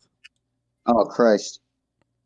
The new Doom game, well, you loser. I like hearing about, even though I can't, I don't get much enjoyment out of playing games anymore. I can't see shit, but I like the idea that indie games are taking. And that they are just legitimately better than all these AAA games, and I'm like, good, keep doing that, because eventually, right, the whole system changes when the money stops rolling in, and when people stop eventually paying for bullshit, it will stop being bullshit. People will pay 3 times more than they're paying now for something that's good. Yeah, dude, it's just free games. It's a free game, right? I don't know. Or you have to have. No, it's like $20, but it's the best game on the market right now. It's like the highest. It's the most played game right now. There's another one that a friend of mine is indie playing, game, and it's like you're a streamer, so you have to go around like doing all these objectives. You have like better internet. And I'm just like, sounds about right. Bro, it's a fucking streamer simulator. What the Streamer Simulator. It's so stupid. It's called Streamer Simulator. That's what it's called. Wow. That's crazy. You have to get a house. You have to get better internet. You have to move your shit to get better signal. Oh, my God. Oh, Jesse, your thing fucked up. You're doing that AT&T thing. No. Mikkel, are you coming on Monetize this tomorrow? No, fuck no. Yeah, I will be Oh my God, Mikkel. Oh, you're breaking up too. Is that maybe I'm breaking up and it's not you guys? Breaking up with the WWE or? Well, does my voice sound terrible? No, you sound all right now. Maybe it's my computer. My computer is breaking. I mean, dude, it's the stupidest thing in the world, dude. A streaming simulator game, and it's actually pretty addictive. I hate how the games. I hate how the games are now. You have to subscribe to something like Ubisoft, EA Sports, or yeah, it's lame. I will agree, but it'd be fine if the games were good. The thing that pisses me off is that I have to have a PC to play the good shit. Hey there, buddy. Let's get crazy. Hey there, buddy. I got Diablo 2 and 3 now on fucking. I saw you Xbox. playing Resurrected the other day. I was laughing. Yeah, dude, I've been playing Diablo. I've been playing Diablo 2, so like if you ever want to, I got 3. I got 3 as well, even though I don't like it. Man, I love when the seasons start on 3, Jesse, man. I'm telling you. I don't even know what that means. I'm not interested in any of that. You will I be. even tried to play online because I was like, oh my God, they got Diablo 2 online. That's great. I missed that shit. I went on there and I was like, oh, I don't even know where anybody is. Nobody's even they're doing their own shit. I'm doing mine. Like, this isn't even fun. Yeah. Fuck it. I'm going to play single player offline. It's online, offline. You're online, but really it's like you're offline. Online isn't like back in the day where like you'd all start in town and you all were on the same mission. I'm like, why are we on different missions? Why are we even in the same game? Yeah. Well, so you're not playing the ladders or in No, Diablo? I was just trying. I just joined a room. But back in the day, when you would join a room, it was like you were forced to kind of be together. Yeah. You couldn't just go to another act. Yeah. Yeah, I know. And now you can go to any act you want. I'm like, well, this kind of blows. That's Because not most go offline. Most people are playing the season or the ladder. So if you're not playing the ladder in Diablo 2, then it's just there's way like 90% of the population is playing in the ladder. And well, my problem is too. If people try and like talk or anything or tell me anything, I can't see. Like I can barely. The only reason I'm doing that game and like whatever is because I can see. I know what I'm doing. I don't even have to. Like I know it. Yeah, right. I can't really like. Yeah, no, that's what makes me. That's what makes me not want to play like Last Epoch or Path of Exile or, even Diablo 4 because I'm like, just the skill tree on Path of Exile is stressful. Yeah, no, you look at it and you go, no, I'm not fucking doing this. No, I'm not doing this. Yeah, I'm like, nah, bro. Like, let me get this straight. To play 40% of the game after the first 60, I'm gonna need to make sure I did everything perfect thus far on this board. Well, that'd be fine, but it's just the level of okay, it's the same thing that like Amazon and all these other places do, right? Where there's I forget the name now, where you have to make a decision and there's stress about it because there's too many options to choose from. Right. And it's a tactic that everything uses now. Well, but the problem is, Jesse, is there's too many things to choose from, but in the end, somebody has already perfected the entire thing and there's build guides up everywhere. That as well. So that's even worse. So there's already build guides up everywhere to how to perfect everything. So if you just go, well, I'm just going to play for fun, but then you hit a wall. A couple of weeks later, you hit a wall and you go, what do I do? And then you see that there's millions of people ahead of you and way more. And you're like, well, why didn't I just copy that? But then what's the fun in that? Yeah, like that. See, Asmongold said this recently, and I like the way he put it was perfectly, and it was simple. It was just, you have to make metas fun. They can't feel stressful. They can't feel not fun. If it's going to be a meta thing that everyone has to kind of follow, whether you like it or not, at least make it fun. Even if it doesn't quite make sense, it needs to be fun. Because as soon as you're not having fun, you're wasting your time, and now you're fucked. What's the fucking point? Well, see, and that's my problem right now is I find Diablo 3 to be the funnest thing, but the problem is, it's still probably the most selling one, right? I think Diablo 4 is now sold more, but or maybe that's the wrong way to put it. Maybe what I meant to ask is, isn't it the most played? No, it's like right now. No. Right now, if you look at who's playing Diablo 3, There was like 1 million to 800,000 to 1 million players last season. Okay. You know, Diablo Resurrected is doing about those numbers. You know, and it's like that's that an makes older. sense. But how's the other one doing? The newer one. The newer one, there's like tens of millions of people playing. Oh, so people, okay, but see, the thing I see with that is probably 8 million. I love Ludwig. 8 million of those are probably fucking people that are just casual fucking. Yeah. Oh my god, this is the new thing. I'm in school and I want to be cool like everyone else. They'll be gone soon. I doubt like it. it's not. Yeah. I doubt that those people. It's not gonna like. Last. No, they're already gone. I think I think a lot of casuals are gone from Diablo 4. The problem is, dude, there's so many things in Diablo 4 that are just like, oh, they're trying to do the Diablo 3 thing, but it's not as good. Well, what the fuck? Why don't they? Why are they taking things from Diablo 3 and doing them worse? When you already learned how to perfect, they perfected it in Diablo 3. What the fuck were you doing? You know what they're big. You like something. It's taken them forever because people, like I said, when people stop paying for bullshit, they'll stop getting it. But like, here's the thing: is that remember when like you'd have every time a system upgraded back in the day, or a TV or anything upgraded, it was so monumental, right? 480 to 720, 720 to 1080. 1080 to 4K wasn't quite as impressive, but you could tell. But it wasn't like as crazy as 480 to 1080, right? So now the point I'm making is they still think that if we make it look better, faster, blah blah blah, that'll work, and it does work, and that's the problem. People still will buy that. And there's nothing else. There's literally nothing else of substance. It's like eating empty calories. There's nothing to it. As long as the gameplay is good and smooth, it doesn't matter. Like really, like if it looks right. That's one aspect, and that's probably one of the parts that fail the most. Like that's one thing I hate about a lot of fuck. Anytime I try any of that shit, is the gameplay. It feels so complicated and convoluted because they want to make it feel more real.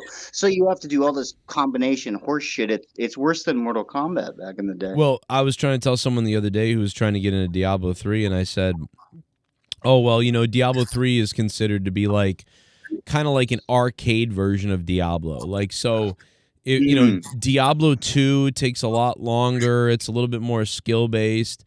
Diablo 3 is more like, oh, I log in for the season, I level up my character, and it's fun. And when is stuff gonna drop? When they started scaling, right? But it's like that's what fucked up. Well, right? yeah, but there's a million. But what I didn't realize when I tell someone about Diablo 3 is I go, damn, you don't realize how many things that you need to do that you have to do, and you look forward to it.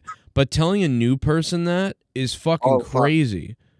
Like, yeah, and that's what I meant about when Hasmiko said about the meta. That he's like, you have to make it fun, and you can't make it overly convoluted and complicated. It's like you've got to make it at least easy to get into, and so that you can then, what you just said, learn all those things, and then you do look forward to it. I think it is. I believe it is easy. I think it is easy, Diablo 3, but you started in 2000. Right, you're catching up on 13 years of changes. I mean, that's crazy. Like throughout every year, there's all these different changes, and now you're coming in. You be able to make it somehow more, acclimatable. Like where you acclimate to it. I think the basic thing I would tell someone in Diablo 3 is start a season, and you're gonna level your character up to 60, and then after that you get paragons. And why does it matter? Like, why do I want to play a season? Okay, so, and I'll tell you this, Jesse. For a while, I didn't play the seasons because I saw a thing. I wasn't think about this. I was working a full-time job still. This show had not taken off like crazy, right? It's 2013, 14, 15, 16. So, all I cared about was my main character, and I said, why would I play a season and start from the beginning all over again? And they're like, well, but then you can transfer your gear to your main character.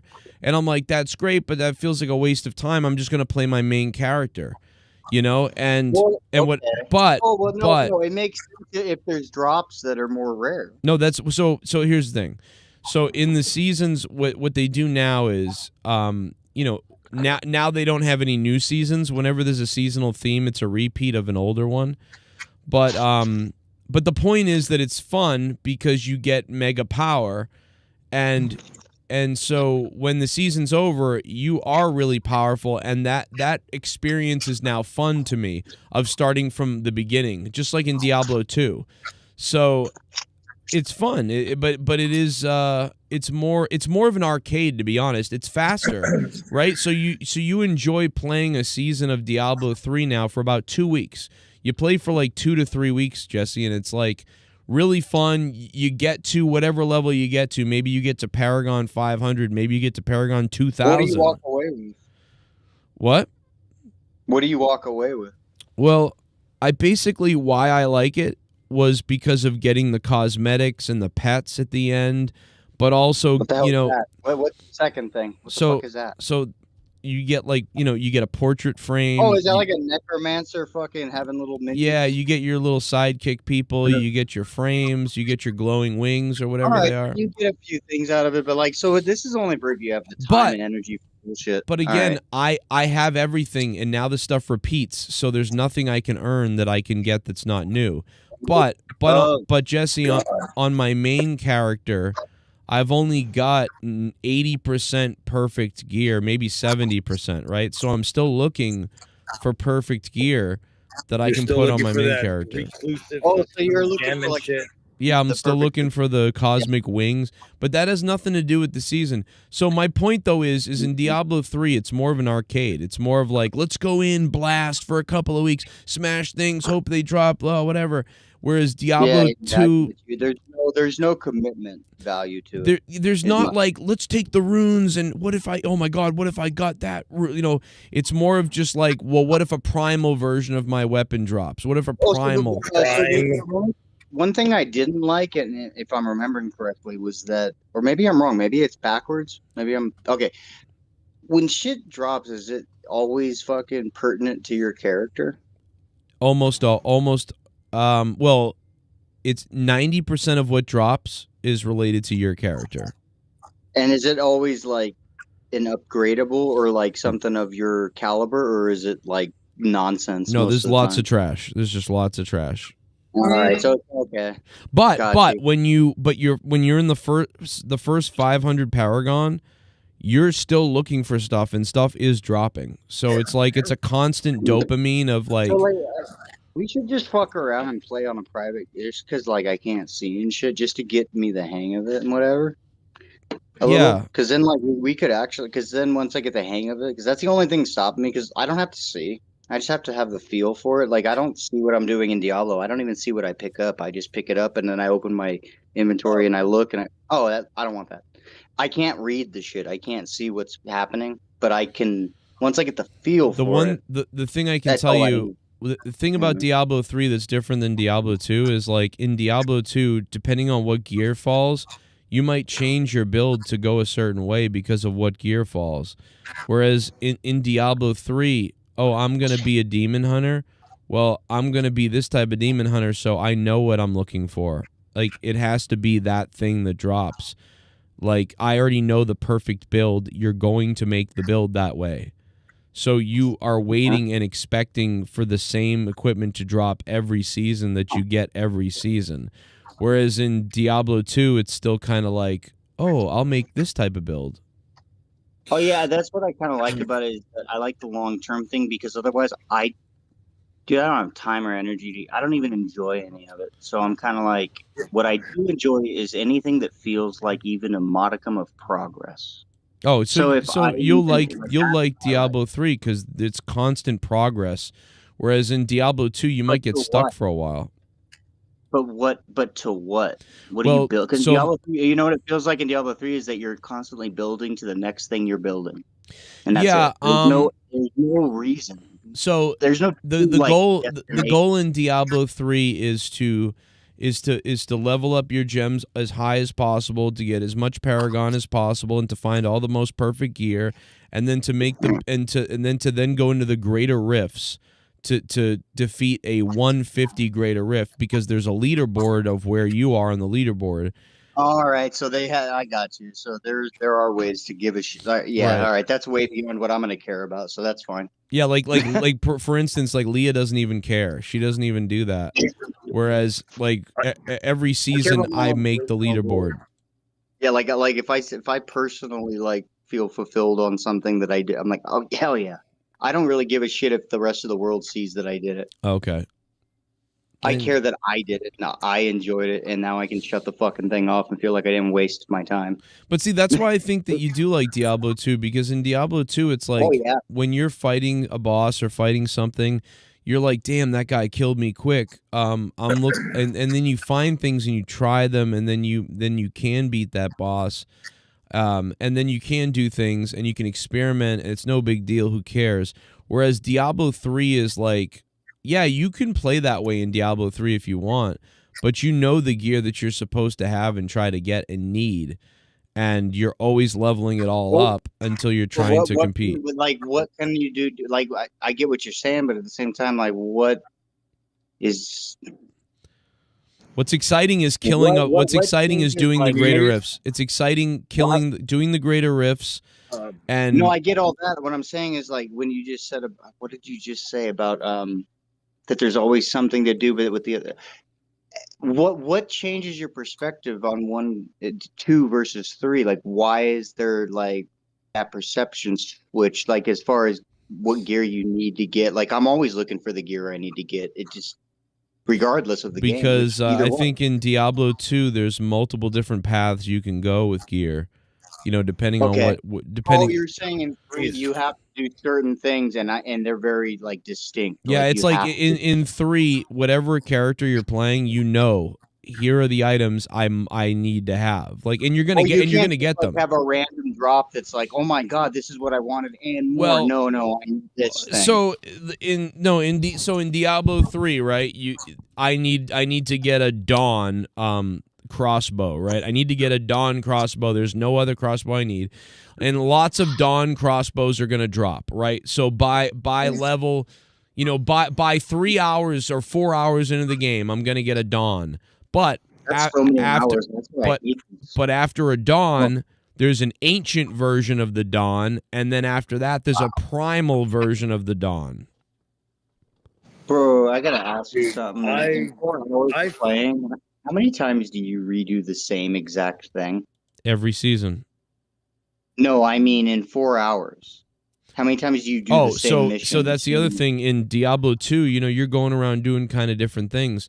But I can do whatever I want. I can beat the whole game in 4 hours. Yeah. Okay, well, in Diablo 3, once in the season you hit Paragon, you know, once you hit level 60, most of the game starts opening up now, and there's all these different things you can be doing. But the activity that you're mostly doing repetitively is greater rifts. You're just going into a greater rift, slaughtering a bunch of people in 2 minutes, killing a boss real quick, collecting loot, and repeat, and repeat, and repeat.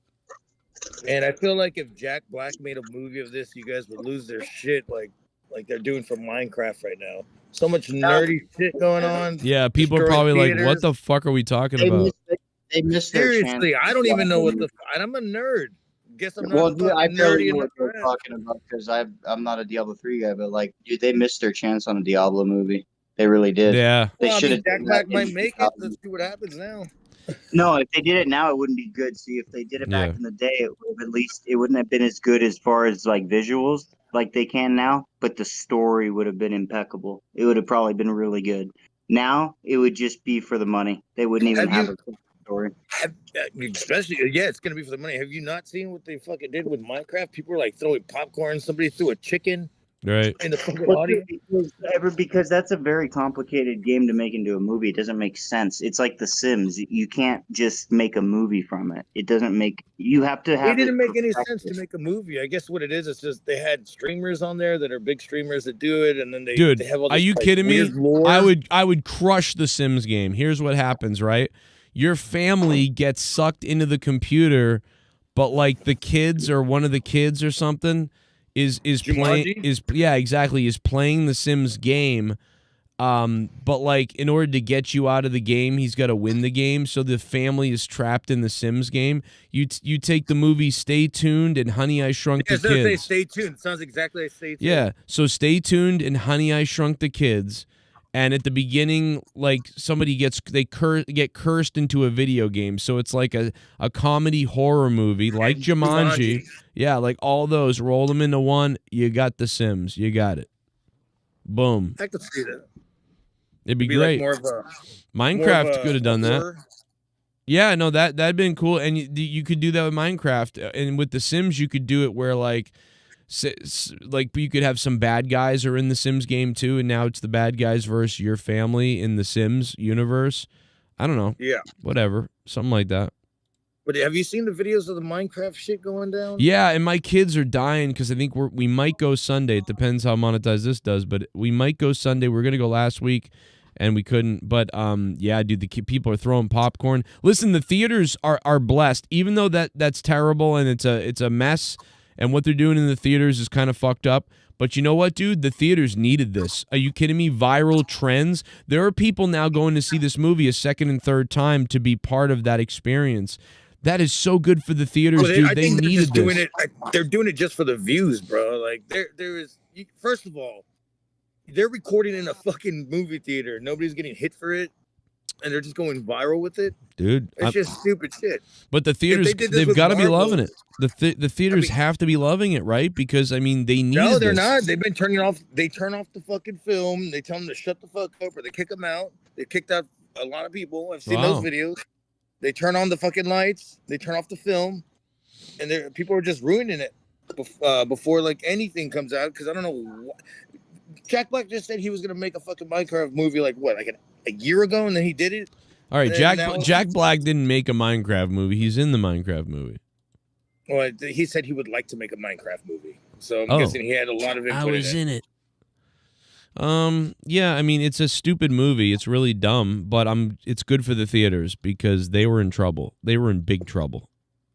Yeah, they were in big trouble. Now they're gonna be. Now when Marvel comes out, like Fantastic Four or Thunderbolts, or people aren't gonna be doing shit. Fantastic Woke. That's already leaking out that there's some weird shit in that, so that's gone to hell. Everything is gonna be saying somebody is gonna always. What are you listening to Red Letter Media again? No, because Red Letter Media is more liberal, so they wouldn't say that. Oh, okay. Goddamn. Red Letter Media does a really good job of staying out of the politics stuff. They don't really say. I just hate it when people say it's woke and woke and woke. Well, but when you put don't put woke stuff in it, and it won't be called that. I think they're already saying that because we got Reed Richards being a Mexican, and I'm like, dude, Pedro Pascal is fucking badass. Well, I don't think that, like, for instance, there's no woke stuff really in Minecraft, so that's why it's going to do well. Nobody knows. Dude, listen, you could literally have an all black movie and it's not woke. It's all about woke means like bullshit shoved down your throat. Wakanda Forever earlier, and I was watching it and I didn't even know what the fuck I was watching. I thought I was watching like a police brutality beatdown at the first 20 minutes. Well, Black Panther, I don't even consider that woke. I think Black Panther was pretty good, so it wasn't even. I don't know, that movie's fine, but like it's when it's shoved in your face, stupid shit like Snow White. Oh my God, Snow White was shoved in your face. What? Yeah, I know Black Panther. They were saying you're racist if you don't go see it. Well, that hurt the movie too. But Snow White being like, oh, we're not going to put dwarfs in it because that's wrong, and Snow White's brown. So one of the dwarfs was actually a dwarf. The guy wearing one of them was. One was. So they said one. So they didn't. The other guys. They didn't hire 12 little people like they should have. They hired a brown girl to play Snow White. And then also Snow White said, oh, the prince isn't going to be a love interest because this is a different movie and it's not a stalker movie. And she shit on the original. So Snow White was a woke fuck job, and that's why nobody wanted to see it. Because the girl was a bitch and she seemed like that, so nobody went and saw it. But Minecraft is just a movie. It's stupid, but it's better than it's as long if you don't get political and you make a good movie. If you make a really good movie, it doesn't matter what race people are, nothing. It doesn't matter as long as if the movie's good, people like it. It doesn't matter. If somebody you can overreact and think something's woke, but it's not. As long as it's honest, nobody cares. I really don't give a shit about woke shit. Like honestly, exactly, like, nobody does. No, but if I watch a movie and I like it, I'm just like, okay, it's cool. And then people are like, "What's woke, bitch? Fucking woke this dick." Well, what name a movie that you saw that you liked that everyone said was woke? Black Adam. Okay, I didn't see Black Adam, so I don't know. I did. I heard it sucked, but I mean, I didn't see it. I gotta be honest. So I didn't hear about Black Adam being woke, and I didn't hear about it all I heard about Black Adam was people either didn't see it or they didn't like it. That's what I heard. And I heard everything. It's like people who don't want to watch shit. They just want to watch people review it and hate. What do you call it? Hate or rate? No, whatever. See, I get what you're saying, but I think the problem is people got duped enough, and they went, man, I'm sick of this. They got duped, like Doctor Who, Star Trek, Star Wars, Ghostbusters, you name it, woke, stupid shit, and because of that, people are bitter. What about Stranger Things? Huh? Stranger Things is not woke. All right. What do you mean? Just saying, I hear shit about that. You know, it's funny. You see, you just said that, so you don't know what you're talking about because you're like, well, what about exactly? But I've seen Stranger. Yeah, Things. but you're right. So you just said, well, what about Stranger Things? Well, what do you mean? What about it? Stranger Things does really well, and people love it, and it's not full of shit. You know, you're proving my point. When something is good and really, that's what I'm trying to say. And by the way, I think there's a gay kid in Stranger Things, but because the show is written well and it's written like fairly well and normal, yeah, there's a little bit of stuff in there, and maybe somebody could say, oh, that's woke because they're going overboard and they're going out of their way to get angry about something. The Immortals, they said that was woke because there was a fucking 2 gay guys kissing, and I was like, the fuck? Who cares? I didn't see the Immortals. I don't know about the Immortals. I didn't see it. The new Assassin's Creed woke. Yeah, that I heard about. What was crazy woke about it, though? Yeah, but you can make an argument in the Assassin's Creed that the character is based on a real person that did, like a real black guy that was involved in the Japanese. No, not that. The lesbian scene. Yeah. Yeah. There's what about fucking Last Samurai? I don't know what that is. Tom Cruise was the Last Samurai. Oh yeah. Okay, I remember that. Yeah. Come on. Shit was. People. You listen. See, in my opinion, woke doesn't mean just because there's a gay person in the movie doesn't mean it's woke. Like.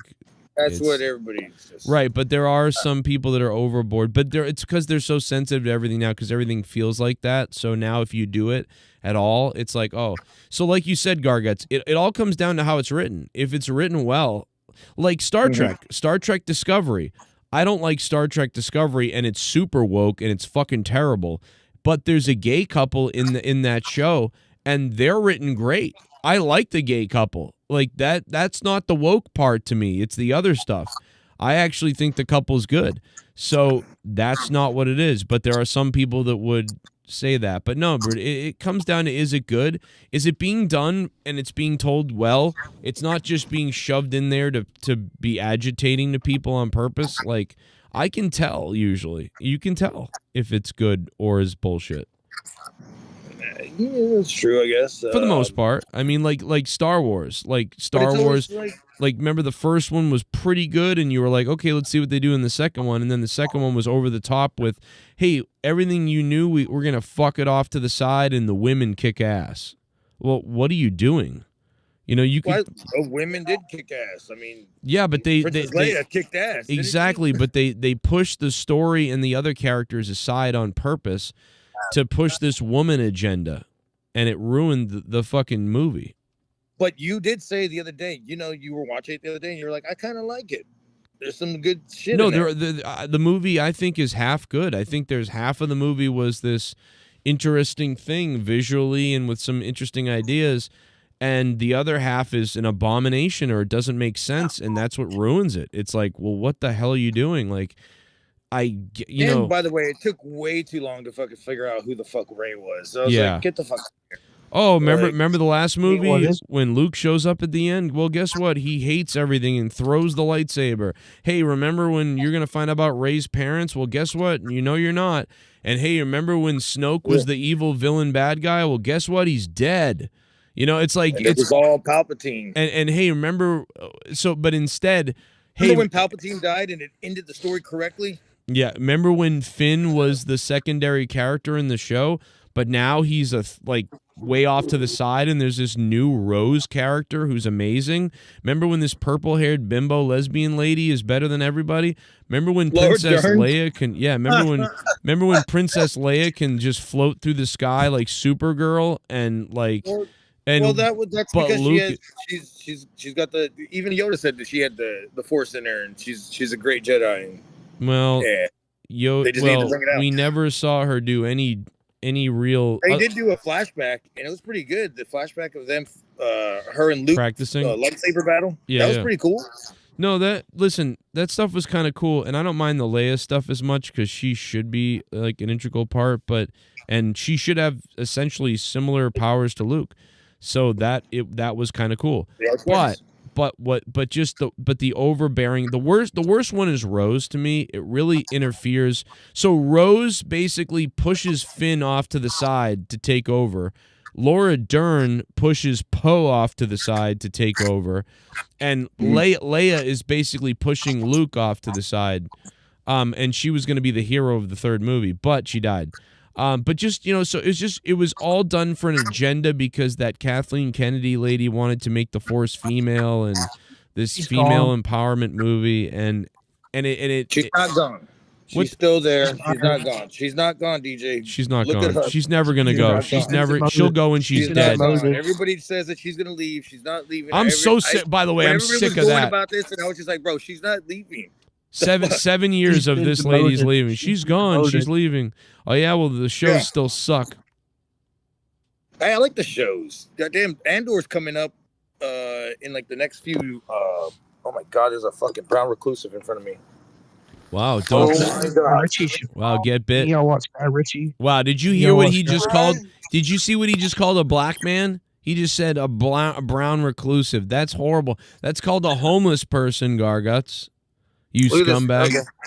All right, well, you want to see it? Yeah, let's see it. It could kill you. Where's it at? It won't kill you. It could kill you. If it bites you, it could kill you. Oh my God! Oh my God! It jumped at you.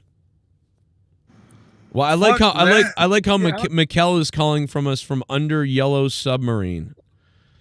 Unbelievable. All right, boys. Look at you. Anyway, guys, I want to save everything for tomorrow night. I'll monetize this, so I'm gonna jump off of Discord. But I appreciate everybody being here, and Jennifer Muppet Baby was great, and Jesse. Indeed, GJ Glaze, Mikkel, you'll be here tomorrow. You got to wipe that lens off though. Tomorrow, you get the cum off it. Bro, he can't wipe anything off. Just imagine what his asshole looks like. Ugh. Oh God! Hey, I got you a good show to watch. It comes on Paramount Plus. It's a Guy Ritchie film. Oh, what? It's called Mobland. Mobland. Oh, I thought I heard Michael for a second. He is. Michael is here. Holy shit! What are you doing, you faggot? You should have come on tomorrow night to shock everybody on Monetize This. Everybody's blowing their load tonight. So, either way, I'm just happy to see the fucker. Right? I'm kidding, Mikkel. It's all good, man. Well, I'm gonna interrogate you tomorrow, though. I don't want to. I'm glad you're here. How's your mom, by the way? Okay. Oh my God.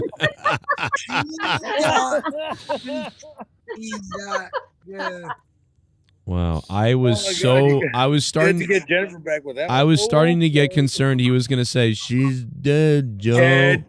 Yeah. Jesus. Hopefully not. Hopefully not. Whoa. Oh my God. Broke up there. Hey, your voice is getting better. Sounds like Mikkel just got machine gunned by a Russian agent. All right, we Fucking, love what's his you. name from Shotskis? Tomorrow night, Mikkel, we'll hopefully get a better connection with you. What Or something. time, Joe? Get a I fucking love get you, that brother. thing like Kane does. Yo, do you have I'm Miguel. I'm on the show. I'm in my mother now. Oh, by the way, Joe, have you been following all those new canes that come out in the indies? Yeah, There's like one. blue cane, cocaine. There's one now that's called Gain. Oh and yeah, he's gay. gay cane. Yeah. Oh my God. Oh my God. I should be Crocaine and go out there as Cronin Kane, like mixed. I was like Crow and Kane. Oh yeah, that sounds Crocaine. Crocaine. Cronin Kane. good. Rogaine. Cronin Cocaine is Kane. it's a sporting tool. It's a hell of a drug. All right. I'll see you tomorrow night for Monetize This, boys and girls. Mwah. All right, I'm off. Discord. Hey, guys, thanks for being here on Discord. I love you, bro. Everybody in the chat, thank you. We've been, partying it up, kind of getting the, just getting the vibe going for tomorrow night. Apparently, D. Welsh will not be here for Monetize This. Apparently, Seabass the Beast says he won't be donating at least, but he might be here. I don't know. Novanix might not be here because he's sick. My wife is sick, but she might be here. I think my wife Leah will be here, but maybe I don't know. She's sick, but she might be here. So the whole thing's falling apart and going to hell. I mean, quite honestly, it's kind of crazy. So D. Welsh won't be here. Seabass the Beast, who has been saying for months he's going to drop bombs, he's not dropping bombs. Novanix, who's the champion, the Monetize This champ right now, may not be here. We don't know. And the Dork Knight is, I believe he's out of jail from what I'm being told. He's saying he is in jail and needs like $1,000 or something. I don't know if that's some kind of scam. We're going to find out tomorrow night about Dork Knight on the show and who's going to be here. Just remember when you jump on the Discord, just jump into one of the on hold sections or one of the other rooms if you can't get in. Because I don't want to have more than 8 people or 10 people on the Discord calls. So, mute yourself if you're not talking for a while on Discord. But tomorrow night, if you can, if there's a ton of people on the call, just, jump out of the call if you're going to be away for a while. Don't mute yourself forever. Just jump off the call and then jump back in later. And because I'm going to be rotating people in and out. If there's a lot of people, I don't know. I'm assuming there will be a lot, but maybe not. I don't know. You never know what's going to happen, but I do know it's the 500th episode of Monetize This tomorrow. There's going to be a few surprises and a few calls from some, probably some interesting people and probably some different stuff going on tomorrow night. So I look forward to that, and I look forward to all you. The belt is on the line. There's going to be donation goals, so if we hit certain amounts, I'm going to be doing certain things. Everything from threatening people on X to changing my name potentially on somewhere to taking a Hershey's bath basically or something. I mean, it's going to be some all-out nuttiness potentially tomorrow. I fully don't know, but it's going to be weird hopefully. I mean, so if we hit a certain amount, I'll do things. So there'll be the belt on the line. It's the 500th episode of Monetize This. And there'll be certain goals that, if we hit them, I'll do something weird or there'll be some crazy shit going on. I don't know. I don't know I really don't know what's going to happen. I got to be honest. I have no clue what the hell is going to happen. But we're getting all these kind of like bad omen vibes, which is not good. But I don't know. I mean, I don't know what's going to happen.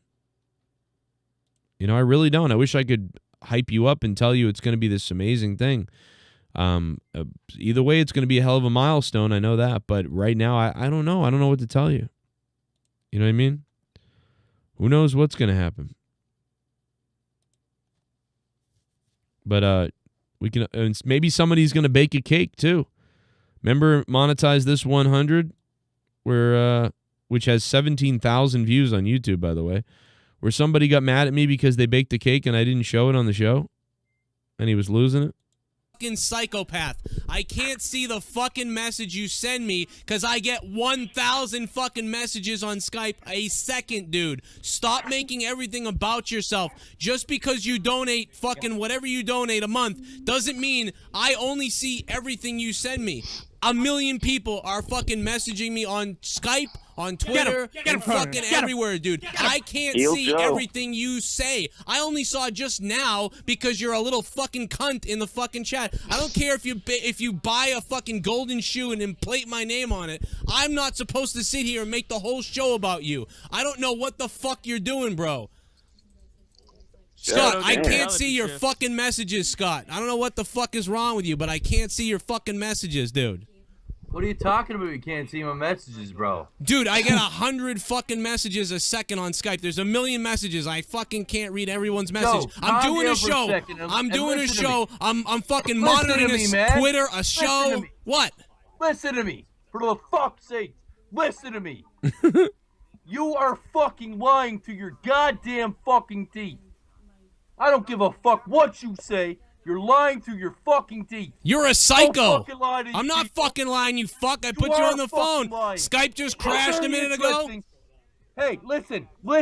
You listen, you fucking cunt, you psycho cunt. Now. Once I caused some controversy, you can take my call now, but you couldn't take it all fucking night? Yeah, because I actually looked at the chat, you fucking idiot. I looked at the chat. You, Joe. You're a fucking liar, man. You're a liar. You're a psycho. You're a fucking psycho baby. You're a baby bitch. Glasses live on my I really did not see his messages until, he was going so crazy that. So the craziest thing is I really didn't see the messages until he'd gone nuts, right? But even if he had not gone nuts, I would have eventually seen the messages. If he copied and pasted the messages over and over again, like, I baked a cake for you, you got to see the video, and he just kept pasting that over and over, eventually I would have seen that, and I would have been like, oh shit, this guy sent me this message like 10,000 times. What the fuck? And then I would have seen the videos. But when I first saw the Skype messages, it's the angry part. And then as you scroll up, it was back to normal by the top. But, so the first message I see is something like, fuck you, I hope you and your fucking wife, I'll fuck you up and stuff like that. And then I'm reading more angry messages and scrolling up until I get to the point where it was normal. But, like, the point of the matter is, regardless, that was the first time I had seen anything from him. So that was my point to him, was like, hey, man, I did not know. Trust me, if I knew that you'd baked a cake and stuffed your face in it and did all this weird shit with a cake, dude, I would have 100% wanted to show that on the show. Like, there's no chance in hell that I wouldn't want to have featured that earlier in the night when there was, like, way more people watching the show. Like, there's no doubt, right? So that's but he was pissed, and he was kind of making weird threats. And so now I'm getting pissed, but either way, we knew it was gold. Monetize this. I'm going to break your fucking face on Monetize This. How about that? I just hung up on you on Monetize This, you stupid psycho. The fuck is wrong with you, bro? You know how many calls I didn't fucking take tonight? I couldn't fucking get to everybody. It's true, I did. I missed a lot of calls that night. There were other people that were not happy too. I remember this. I mean, this was Monetize This 100, but I do remember there was a lot of people like, I tried to get through and I couldn't get through, and we were focused on, beer pong. You fucking idiot. You're off the fucking show now, you stupid bitch. Go fuck yourself. Go bake yourself a fucking cunt. Damn. Go bake yourself a cunt. I'm still yelling about it. Look at this. Go watch Keemstar and fuck him in the ass. Demand Keemstar talk to you all day long. This is another board. See, I was more interested in Leah versus Troy in beer pong. All right. Next time. Will Leah go 2-0 tonight, or 2-1, or 1-1? Right? Leah was doing well against. Hey Tommy, what did you drink? He sinks one. He ties it up. If Joe had Wow. the camera, I could show you what I drank tonight. Oh yeah. Oh, you can just tell me. I think It was I'll spell it. E-V-A-M. This is unbelievable. Listen to Tommy trying to talk in the background. He can't even get it out. That was great. WILLIMS. This is What is Tommy epic. talking about? It's 1-to-1 Tommy 8 years ago, man, before he was manipulated. right now. This is I was crazy. asking what he drunk, and he's spelling it out for me. Oh, there's a pedophile on the line too. Listen to that guy. This is crazy. The anticipation. It's also there's something. Stop Big asking caps out of it. Zombie apocalypse. Zombie apocalypse. He gave the camera look. God, Now he Tommy's does the shoulder shrug and the blind man's cover up, Basically, he's and he making some completely shit misses. in the drink. The blind man cover up. Larry Funk's on the phone too. And now Leah's focused. Her pussy Yeah, you dripping. Skype going in and out. Her pussy dripping. Like what? Off. Leah is mad. I don't know. If he's gotta Oh do that, my he's too God, drunk to be Troy. drinking it. This really is crazy. drunk tonight. Woo! This is really crazy. drunk tonight. Woo! Woohoo! Oh my God, bro. Tommy's voice is like death AIDS. I swear. Oh. She comes Tommy, up you're short. fucking cool. I don't care what the newspapers say. I had been, by the way, I had been eliminated. Leah was doing pretty well. This is crazy. You Turn would- on the show. What are you doing? Troy You sings messing it. Oh, there it was. There it was. She lost. Everyone loves me. Oh shit. Leonard, kitty kisser. Whoa. Everyone loves me. Take a look around Hillary and see. Everyone loves me. Took a long look. Everyone loves the dawn. Take a look around Hillary. Everyone loves me. Take a look around Hillary and see. If possible, sir, could you pick and spit on each of these points and give them to Luke Rojas? I recently found an old picture of him from 2006 when his mommy was bathing him. If you look close enough you can see he has an erection. It's very sexy. Oh my God. What the hell? Leonard kitty kisser. What the shit? Luke's pecker. Meet up in Boston next week. Yeah, if we did, we would do it at AEW next Wednesday because AEW is going to be at the Garden next Wednesday. Or I would have secured like a watch party at Foxborough or somewhere like that. You know what I mean? But yeah, we've been talking about that for years. I just went to wrestling shows instead and met a bunch of people. I mean, I can't tell you how many. That one SmackDown I went to, I took pictures with like 30 people. I mean, that was crazy. I couldn't even believe that. I couldn't believe I kept getting stopped. I mean, that was fucking crazy. That was years ago. I don't think anybody would care now. I went from like nobody really to like kind of sort of known to like back to like nobody again. I feel like I'm like very mildly known. So it's like I wouldn't, if I did some kind of meetup thing somewhere, like, 3 to 5 people would show up, that's cool. Actually, that's fine. I'd hang out with 3 to 5 people and we'd have a little party. But yeah, back in the day though, maybe 10, 20, 30 people would show up. But yeah, interesting. Maybe. Oh, but how many people are from Massachusetts or New England? I've been going to wrestling shows for over 30 years. Never in all that time have I ever felt until last Sunday that my security, my safety, my life was in danger at a wrestling show. Joe, you don't need criminals like Welsh and Dark Knight on your show. You will get the Sith bomb. You will get more donos in the long term with new subscribers. F that turtle Welsh. Who's returning tomorrow, Joe? Special guests? Well, first of all, listen, Welsh isn't going anywhere, and Welsh held this show together, like, with a lot of donations over the years. He's just not going to be here tomorrow, he said. So, Welsh won't be here tomorrow night, but that doesn't mean he's leaving or anything like that. And he was dropping bombs last week. D. Welsh dropped bombs on $4.99 last week. $4.99 was crazy. Z-Pain and D. Welsh and a couple other people were dropping big ones. But yeah, I don't know. I don't know. I have no idea. I don't think so, man. We haven't heard from a lot of people in a long time. So I don't know what's going to happen tomorrow night. Hey, man, as long as we all have a good time, it's 500. The belt's on the line. There's going to be some crazy weird goals, and we're going to spin the wheel, and I mean, who knows what will happen. We're starting early tomorrow night, so remember that. Early, 9 p.m.-ish tomorrow. It's going to be tough, bro. we're going to get worn out. You know what I mean? I'm going to have alcohol here for the first time in a long time. Actual shots. So, yeah, I mean, it could potentially get kind of weird. We'll see. You know what we should have done was we should have called Sean's View and had Sean's View come by. But he probably doesn't have a car. He's, you know what I mean? He probably can't even go near my kids, to be honest. I didn't think about that. Yeah, he probably can't go near my kids. Yeah, it's probably like a legal thing.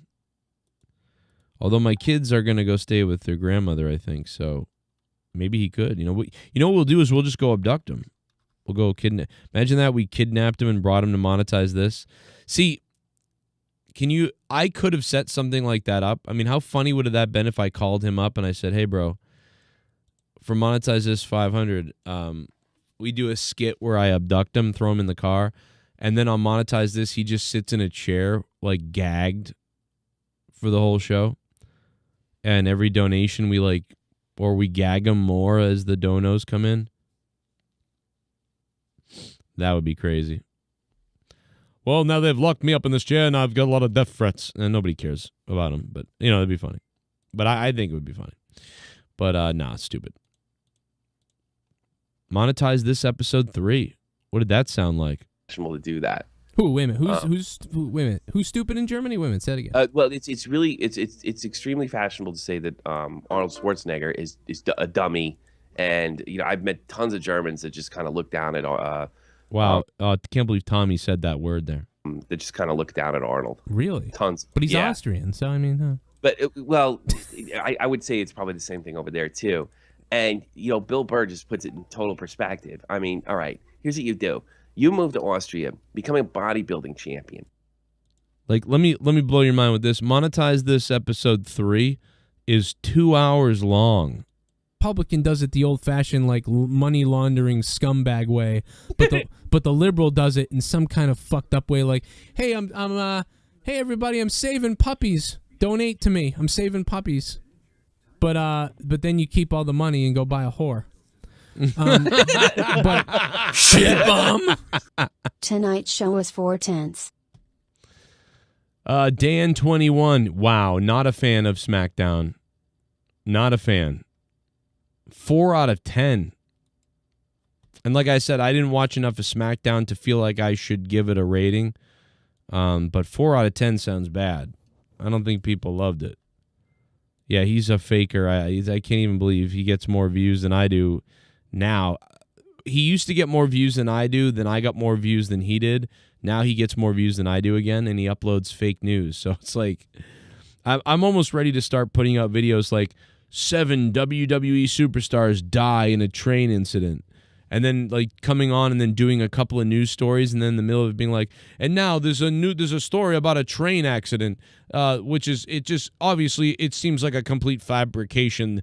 This guy saying that the WWE superstars got in a train accident and they're dead, but there's been no confirmed incident about this whatsoever. But there was a little car crash that one of the wrestlers was involved in, but they're fine, and that's about it there. Anyway, John Cena, like, that's what I'm gonna do. I'm just gonna make it up.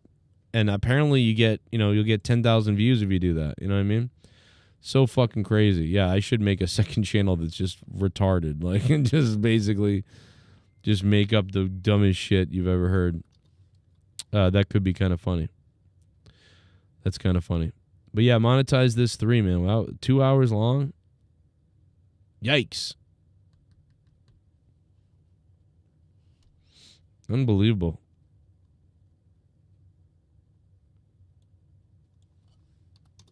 Monetize this 6?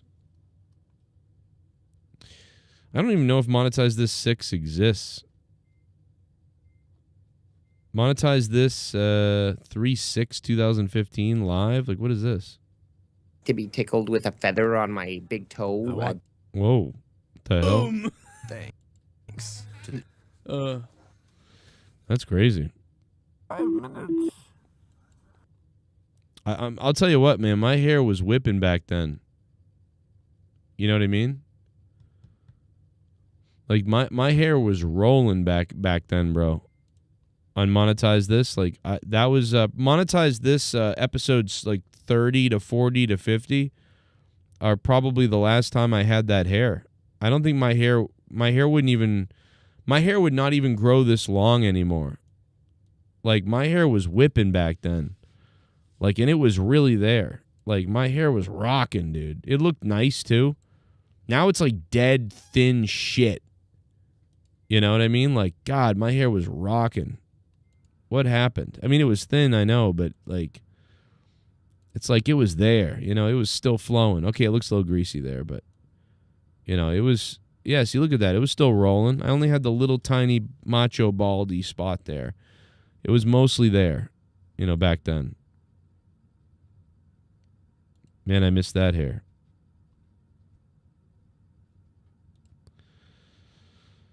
Give me back my hair. It was whipping, man. It was so good. Oh. It really makes me sad to see what happened to my hair. It really has. I always picture, and you know, I was 30 years old, so it's like I still had, you know, I remember when I was like 28, 29, 30, 31, you know, people were like, dude, I was bald at 23. You're lucky. Like, that's not that bad.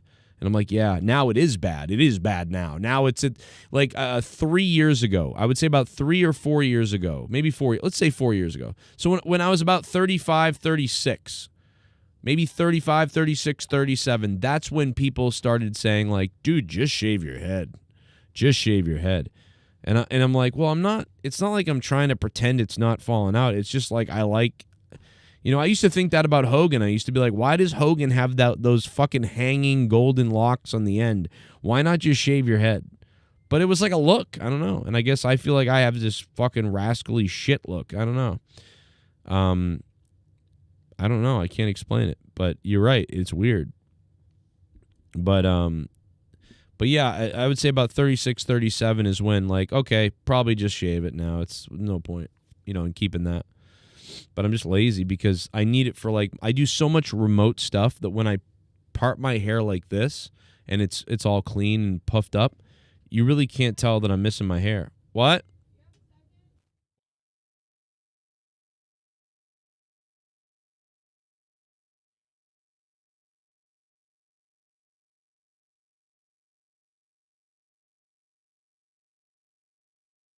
Okay, well.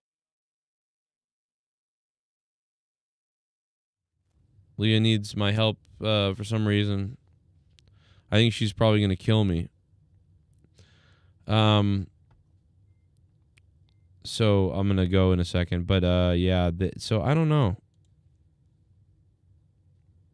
With the hair.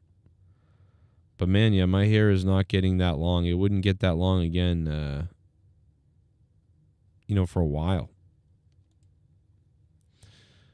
I'm looking at, like, I'm trying to find, like, one of my videos. I had, like, really long hair.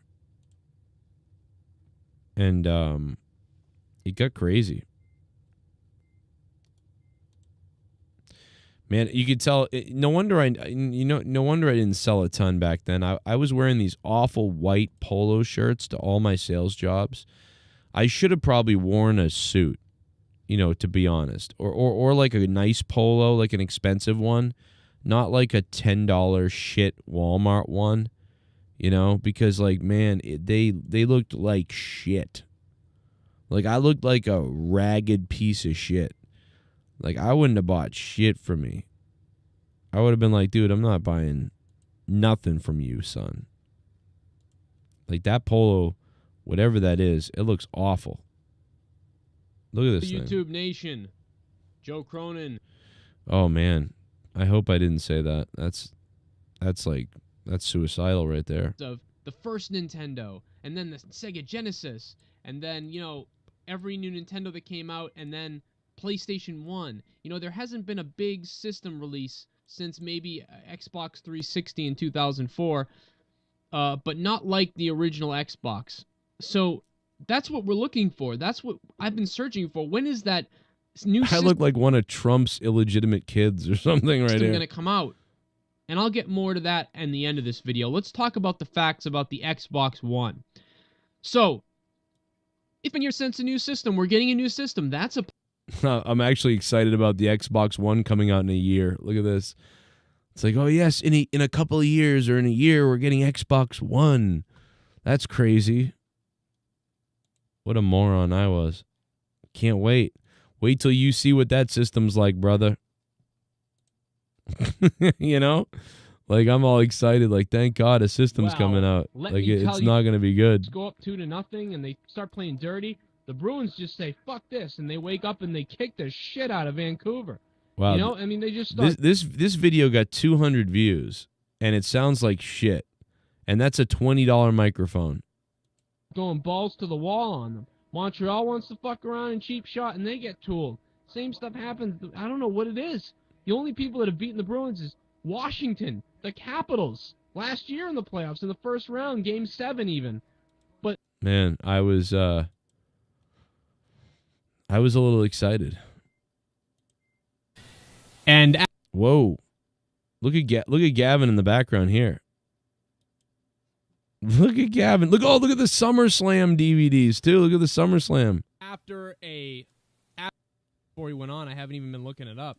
Hated Raw. We liked it. The Hulkamania shirt we'll get too. To this, but let me tell you, the opening segment of Raw was awesome. I love the beginning of Raw tonight. I thought that stuff in the ring with the referee and Bryan and the strip of the title of him was awesome. There's look at the Hogan shirt. You got Gavin's just kind of hanging out. I don't know if it was the right decision, the right thing to do, but it was really good. Really good. Can you please turn this off? Stop that. Oh yeah, I remember that. I know what he was doing. He would, oh my God, he would come on and just turn on the monitor and the computer all the time. And I was like, hey, you got to stop turning that on, because when you turn that on, it messes up the audio or whatever. And he would just come in and turn it on, and then he'd turn it on again. I remember one night we're doing the live stream, and he turned it on, and I looked at him and I went, it like became a joke for a couple of weeks. It was a couple of months it became a joke that Gavin would turn this on. And he didn't play anything on it. He had a Xbox over there that he played on, but he was just turning it on and like just typing and stuff. But eventually Leah was like, well, I think he wants to like be a part of what you're doing. So then we put him in a chair for like a week or something. And I was like, yeah, you can just help me with the show. And he's like, yeah, cool. And so I put Windows Paint up, and he would draw in Windows Paint and everything. And he lost interest in about a week. He was like sitting over there in the background for like a week, and then he just kind of lost interest after a week. He was like, oh, okay, that's all. I'm good. I'm like, yeah, but you're helping me with the show. He's like, well, you can do it. I was like, you can do it. I got to find that. That's on video. I know that's on video where he says, you can do it. Man, I love that. What happened to D. Welsh? Oh, he's just not going to be here tomorrow, apparently. He told us last week. D. Welsh was here last week dropping bombs, but he can't be here tomorrow. So there's a lot of gaps tomorrow and a lot of people missing. Anyway, I'm out of here, guys. I'll see you tomorrow. I might put out one video during the day, but I will mostly see you tomorrow night for Monetize This. Episode 500. Are you ready? Tomorrow night, baby. Bring it. Tell all your peoples. And we'll try to do what we can, man, even though it's a lot of bad omens this week. A lot of people reaching out to me, bad omens, bad situations, weird comments about people missing or not being here, or vacations, or abducted, or like bank accounts hacked. I know, it's very weird. You don't have to do anything. It's just like, but there's a lot of bad stuff going on. This whole week has been bad messages, bad news. I don't know, man. Is Monetize This 500 cursed? I don't know. But either way, it's going to happen, so good luck. WrestleMania! Monetize This! 1 week before WrestleMania! Monetize This! Episode 500! April 12th, 2025! Witness history as the 500th episode destroys you! It will destroy you.